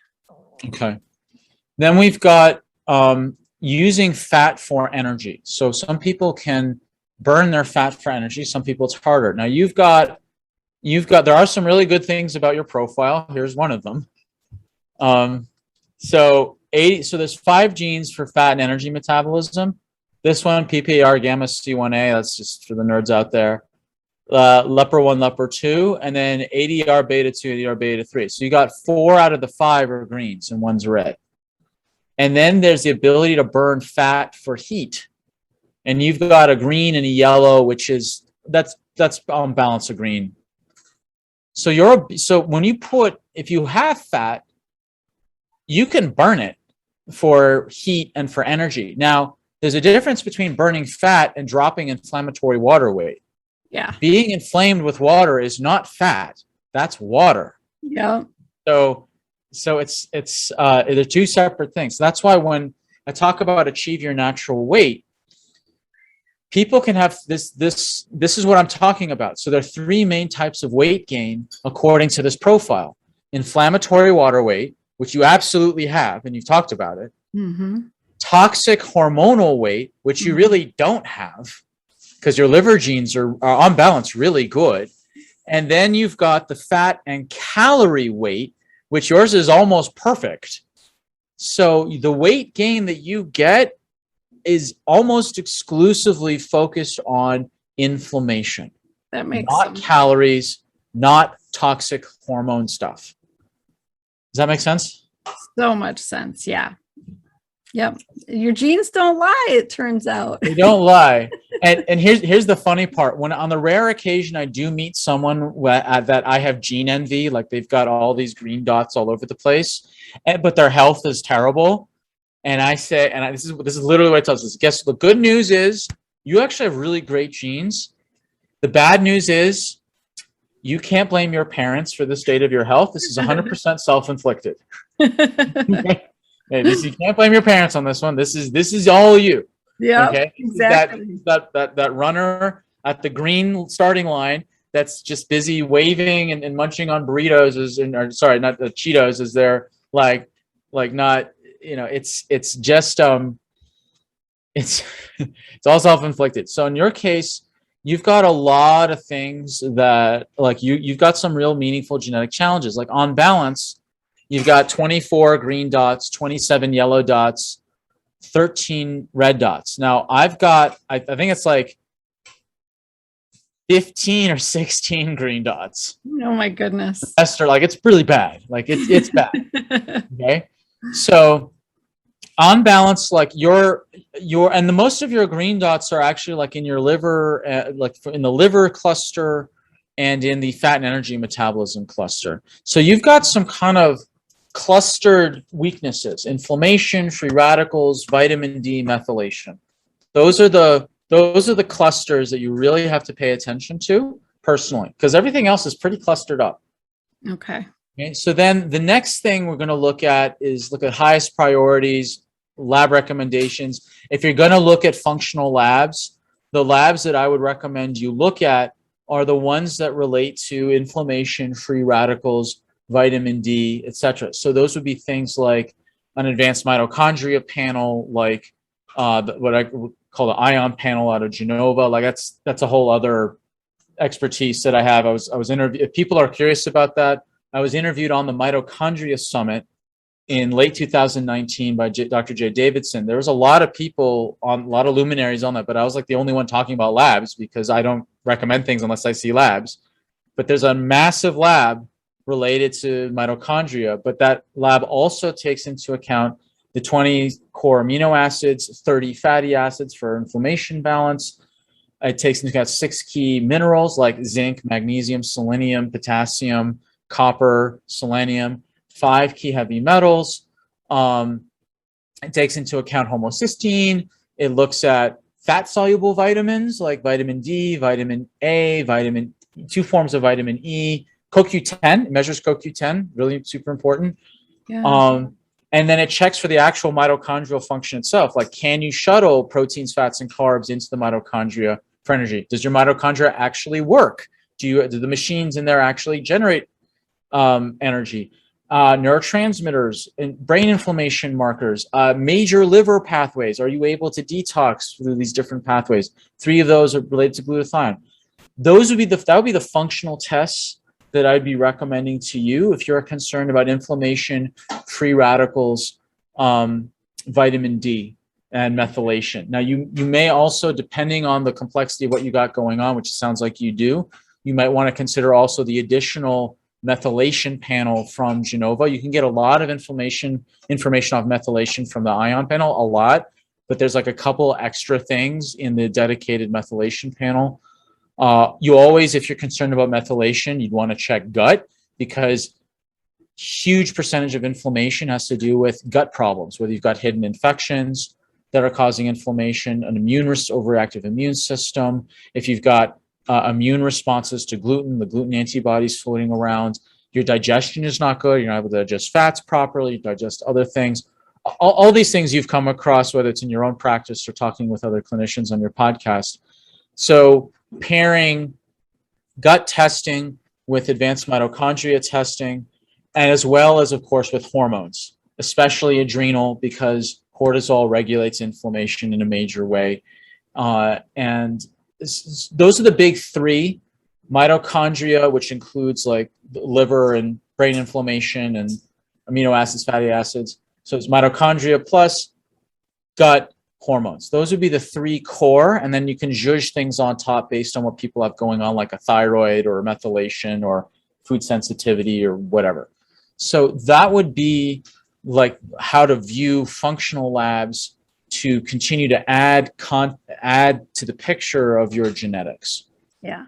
I love that idea. I love like getting the framework. Here's, the foundation of your house, and here's what your house actually functions as right now. So I think that is key in like putting all the pieces of the puzzle together. So I love this. I hope that my listeners found this helpful to like understand just how complicated the body is, right? Like we want to dumb it down and make it seem so simple, but it's really super complex. And this is just one beginning piece of the puzzle. But I love that you're like giving me actionable steps. We're going to like work on these 3 main areas. I think that's easy for my brain to wrap around and focus on, so this is fabulous. Thank you. Now here's the next thing is, what's the lifestyle to do? Yeah. With all this information, what do you do? And then remember I said in the beginning, what are the fewest number of recommendations to give the most benefit to the most number of rogue genes that are the most important genes to look at? So what I did, it's kind of small writing here, but you'll get a copy of this, is that the first 40 genes, which are the 15 inflammatory genes, the 3 free radical genes, the 8 liver genes, the 2 VDR genes, and the 12 methylation genes, those are the most important ones in terms of you help those, you'll help the whole system. So of those 40 genes, you had 26 red and yellow dots in the first 40. 26 total of the, now there's more, obviously the other 24 genes you had, there's another mix, but the first 40, the most important.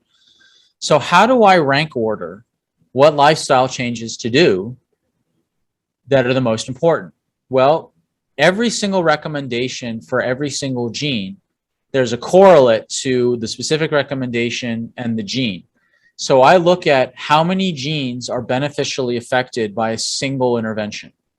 So if you avoid smoking, both active and passive, and this includes air pollution. I mean, right now, Colorado is dealing with a lot of forest fire pollution as well from Oregon and California. 12 of those 26 red and yellow dots move more towards the green. So if you avoid people who smoke or avoid areas in smoke, or if you're in an area that has air pollution, you get a really good air purifier to get rid of that. So that will help 12 out of the 26. So that's not quite half, but it's pretty close to half of these red and yellow dots are beneficially shifted to behave more green-like just from that one thing. Then there's things called SOD inducers. So remember that free radical enzyme, the SOD, MNSOD? Yeah. Well, I did a separate research project back when I had a functional neurology diplomate. I've since given it up since I don't do in-person practice anymore. I do all virtual telemedicine now because it's hard to do neurology through Zoom. But one of the things I had to do was to read 24 research articles a year for my certification.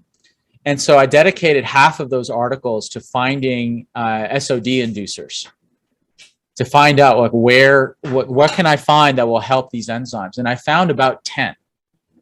And what I found is that there's a specific product called mitochondrial NRG from Designs for Health that has 6 or 7 of them in there. And then N-acetylcysteine is also another one. Now, N-acetylcysteine does a lot of stuff. It breaks up biofilms for H. pylori. It's really helpful for increasing glutathione. It does all sorts of stuff, but it's also an SOD inducer. So those two products help 11 out of, so the SOD inducers help 11 out of those 26 red and yellow dots. So not quite half, but close. Now, sulforaphane. That is broccoli sprout extract. This is one of the few things that help the VDR genes. One of the very, very few. To help the VDR genes, you have to get out of pollution and you have to take sulforaphane. Sulforaphane is very hard to source, a legit source of it, because it's a very fragile molecule. People think, oh, I'll just have broccoli sprouts. Well, you can, but there's over 300 varieties of broccoli. And not all of them have the correct ratio of the enzyme and substrate that combine together to make sulforaphane. For the nerds out there, the enzyme and substrate is glucoraphanin and maracinase. Oh, sorry, maracinase is the enzyme, glucoraphanin is the substrate. And those combine together, you get sulforaphane. And it's really hard to get it. You say, oh, broccoli. Yeah, but not all broccoli have the same right ratios, all the rest of it. That's why I prefer supplements from a practitioner level only company, because people just go out to, oh, just get this at Walmart or whatever. Right. No, you won't. No, you won't. You'll get I've been to one of these practitioner only factories before. Okay. And they quarantine all the raw ingredients and take core samples to check to see if it's actually the powder it is. Is it free of heavy metals? Is it free of impurities and contaminants? Is it the actual thing? So you actually get what you're paying for. So that's why it's really important to go to practitioner-only products. So I recommend one particular product from Designs for Health. Then there's high omega-3s, help 10 out of the 26 red and yellow dots. Now, those 10 are actually 10 out of the 11 inflammatory genes.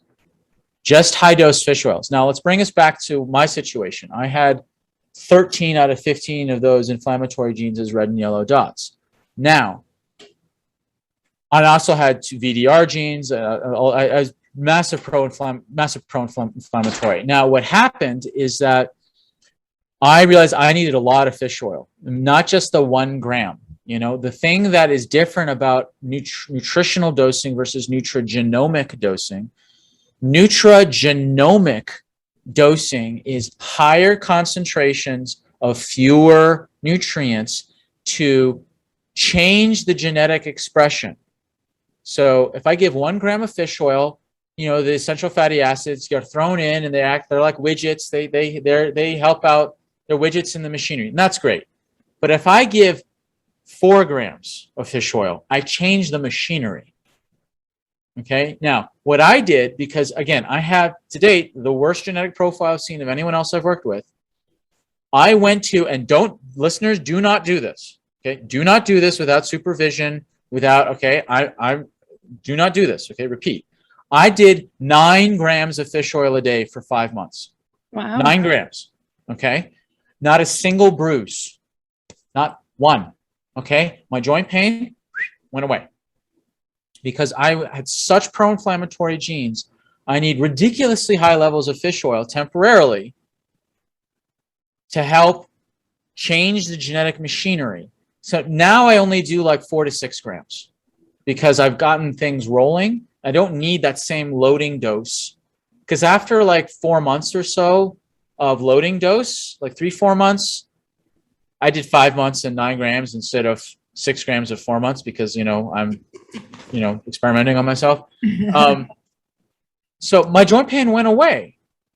That was what did it. Like, I mean, did the other stuff too, but like really like super high dose fish oil, like really high dose for me. And it was clean. It was from a practitioner level only, like only get your fish oil from practitioners. Not from Don't Walmart. go out and get Walmart or Walgreens or Trader Joe's or Steve. Don't get that stuff.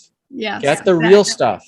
So you would recommend I'm doing 3 or 4 grams loading up For you would be more like 6. Okay. For you, would be for you personally, it'd be 6 because you had 11 inflammatory genes. You had the 2 MN, you had the 2 VDRs plus MN SOD is the other pro-inflammatory gene. I didn't mention that. Mm-hmm. That's the additional one. So you actually had quite a few. Yeah. Okay. So 6 grams for 4 months. And watch for signs of bruising. Watch for all the signs of too thin a blood. This is also if you do like the advanced mitochondria test, you'll see your fatty acid profile and distribution. And to be clear, like this is why I prefer to do things in tandem because I also have a video on my YouTube on just interpreting the fatty acid portion of the ion panel, including a section on the 5 reasons to pull people off of fish oil temporarily. So I'm not thinking like fish oil is going to answer everything. That is not the case, not at all. Right. 5 very specific situations where you should not be doing fish oil. You're not absorbing it. It's of poor quality. Your lipid peroxide markers are too high, meaning if you take in fragile oils, they're just going to be deep fried in your own system. You've got way too many omega-3s relative to omega-6s, et cetera, et cetera. So there's other reasons to. It's not just like I was a product of the 90s where we thought fish oil would solve everything. That's not true anymore. So it's again, this is the wonder and the beauty of doing genetics, but there's also a risk that you've got to know. Ideally, you've got to know what your actual fatty acids are, so that you can dose even more specifically. Yeah, that makes complete sense. Awesome. Yeah. Okay. So we're nearing the end here. We're hitting the 2-hour mark here with podcast recording, but you are throwing out so many golden nuggets. Like people really, I hope they're getting something, like even one thing that's like, aha, click. I need to get this testing. This is going to be the missing pieces of my puzzle, you know? So just to emphasize, these are your specific combination in your specific order. Okay. Yes. Now, this is you. Now, for people who run this test, there will be some similarity, not necessarily in the numbers or the exact order. But again, a lot of people come to see me. There may be appearing to be some things that look similar and some things will be meaningfully different. Because a lot of people who come to see me that if they're chronically unwell, they usually have a lot of inflammatory genes and VDRs out of line. You know what I'm saying? Yeah. Like, so there can be some visible similarities.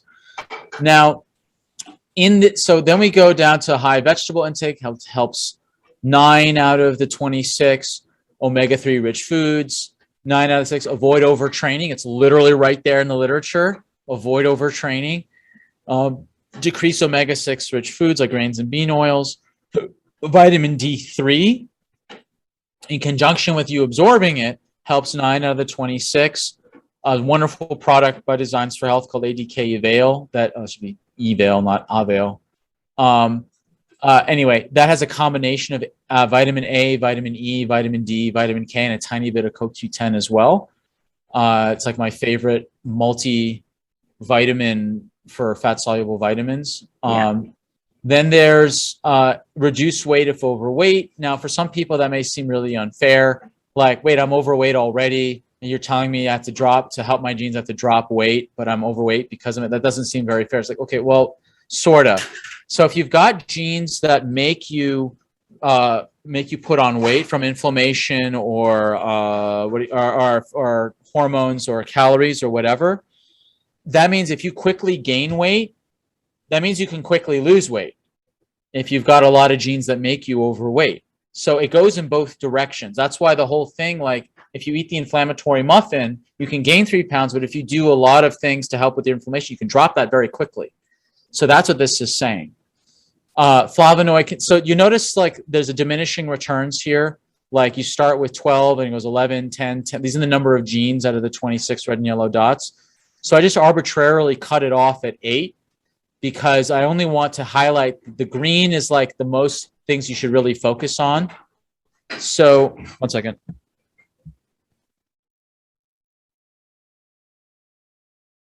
Fix my mic here. So there's this cutoff right here. It's not saying that these are not to do. It's just there's diminishing returns. I want you to focus up here on the top first, and then you can move on to these other ones. You could do some of them in combination. That's fine. But diminishing returns. So like colorful vegetables helps 6 out of the 26. Like walking helps. Mediterranean diet helps you. Remember, you're also a 6. High vegetable intake, vitamin E, flax or hemp oil, olive oil, magnesium. High intensity interval training helps 4 out of the 26, but remember not to overtrain because that's 9 out of the 26. So that's the balance. That's all the adequate rest and relaxation, etc. And on it goes. So this is the diminishing returns. So this is what I recommend you print and put on your fridge or whatever. And as you can see, these recommendations, they're not really that hard to implement, are they? Right. I just need to up a couple things and add a couple things. Yeah, exactly. Good. And so this is the good news is that from the genetics reports, you can be like, okay, I can do that. And in that order. Exactly. I can do that, And for people who already do a lot of this, it's a matter of emphasis and it's a matter of recalibration. Because like even it's like, well, I already do this. Like, yeah, but do you do it enough or are you doing it too much? Right. Like, and that alone is worth it. Like I was doing fish oil 1 gram a day for years.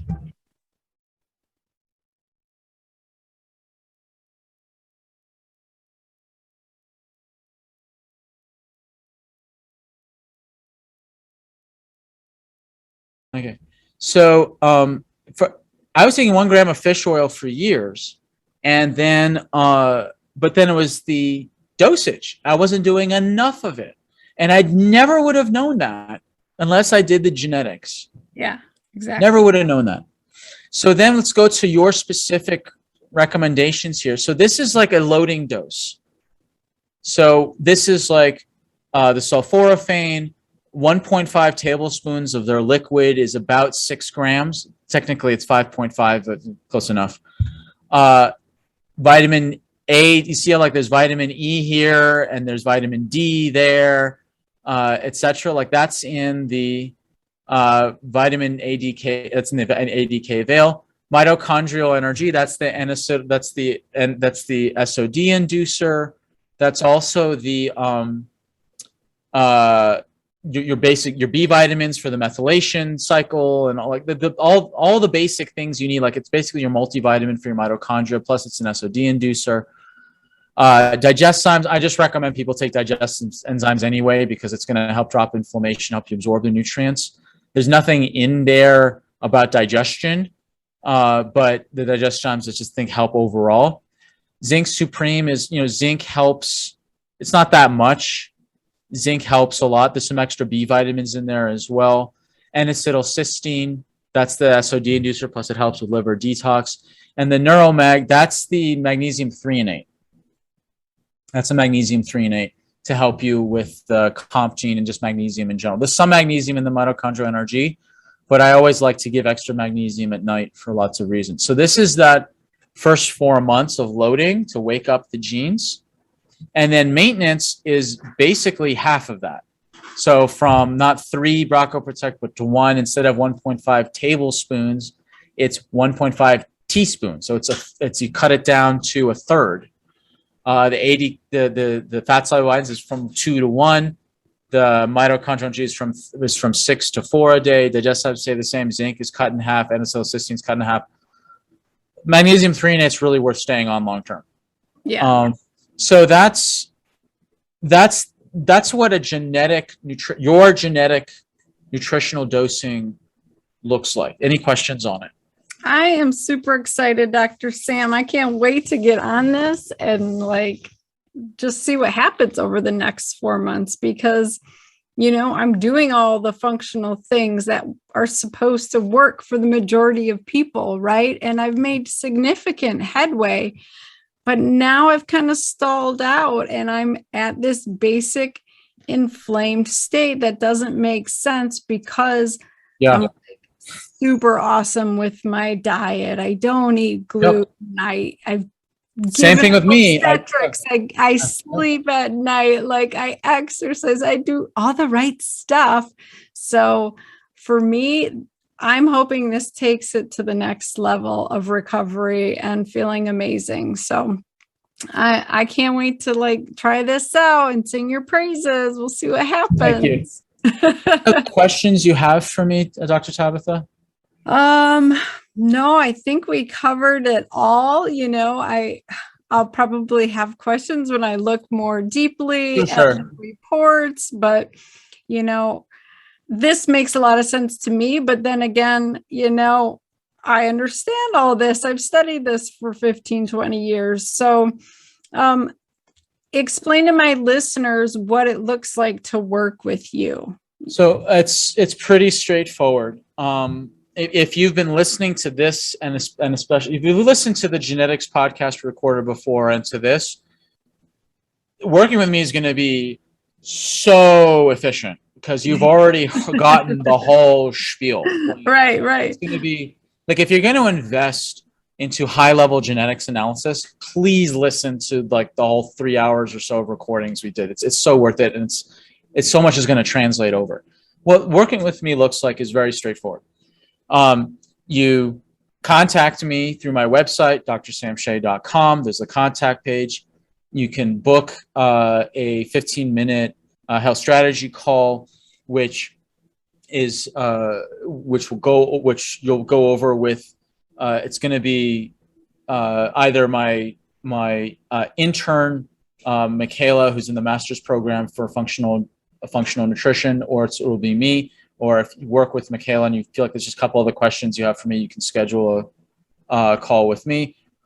And then you just simply order. And if it's a good fit, and there's not some other issues that we need to divert you over here first, then you just simply, I mail you the cheek swabs. You spend a minute rubbing your cheeks on each side. You mail it to Australia. I send you the paperwork, how to do it pre-printed. So it's just super easy. Then the lab processes everything, and then I get the data back and I put everything together into your customized personal report. And then we get on a Zoom call and chat, not for 2 hours. This was just, it won't be that long. It'll be like an hour. And especially if you've listened to this, you won't need as much of the big picture explanations either. And then you'll get your customized report and exactly what to do, the nutrients to recommend. You'll get your customized diet via the carb tolerance, and then that 10-page separate distillation, and then what the exact diet I recommend with recipes and all the rest of it as well. And then if people can get that, and then they've got everything there. And then if they want to have further work with me further, then there's specific implementation packages where they can talk to me, once a month over a period of months, and then work with my health coach and intern Michaela and get other support that way. Because what I want to do, what me and my team want to do, is we want to be able to support people for the long term, not just here's the labs, good luck. Now, some people opt to do that. That's their choice. But the ideal is to work in tandem for implementation support. Yeah. And I offer that as a concierge service and implementation packages as well. So it's pretty straightforward. Get on the website, schedule a chat, have a chat. If it's a right fit, send you the cheek swabs, do the test, send them off. We get the results back, talk again, and start implementing. Awesome. Well, I will have all those links in the show notes so that people can reach out to you if they want. And I find this fascinating and I'm super excited to implement it and just take my health to the next level. So thank you so much for all of this amazing information and for going over mine specifically. This has been great. I'm very happy to do it. Thank you for your willingness to share, because this genetics is a vulnerable topic for a lot of people. And that's very honorable and brave of you to be willing to talk so publicly about this. Yeah, I was nervous, but you know what? I feel empowered now. There's nothing to be scared about. It's like information is power. So this is great. Thank you so much. You're so welcome. Oh my gosh. Weren't there like a million golden nuggets in that episode? The magnesium threonate for relaxing your brain. That was a great one. I usually use the combination of glycinate, threonate, and citrate for helping you sleep better, giving you better digestion, that type of thing. But if you're only focused on like calming your brain down, try magnesium threonate. I thought that was a golden nugget. So many good things. I got a ton of information out of it, obviously, because it's me particularly, right? Like, I love individualized medicine. It's the wave of the future. This is how you're going to get answers about you, is to do testing. So test, don't guess, like figure this out. So I would encourage you to work with me or Dr. Shay or a functional provider in your area and find these answers, right? So thank you so much for staying tuned. I know it was a long one, but reach out to me. Let me know what you thought of this episode. I'd be honored if you give me a 5-star review. I mean, I do this for you. So I want to hear your feedback. I want to know what you want to talk about on the episode, so you let me know. Okay, so follow me on Facebook and Instagram at Dr. Tabitha. That's 3 A's, no I's.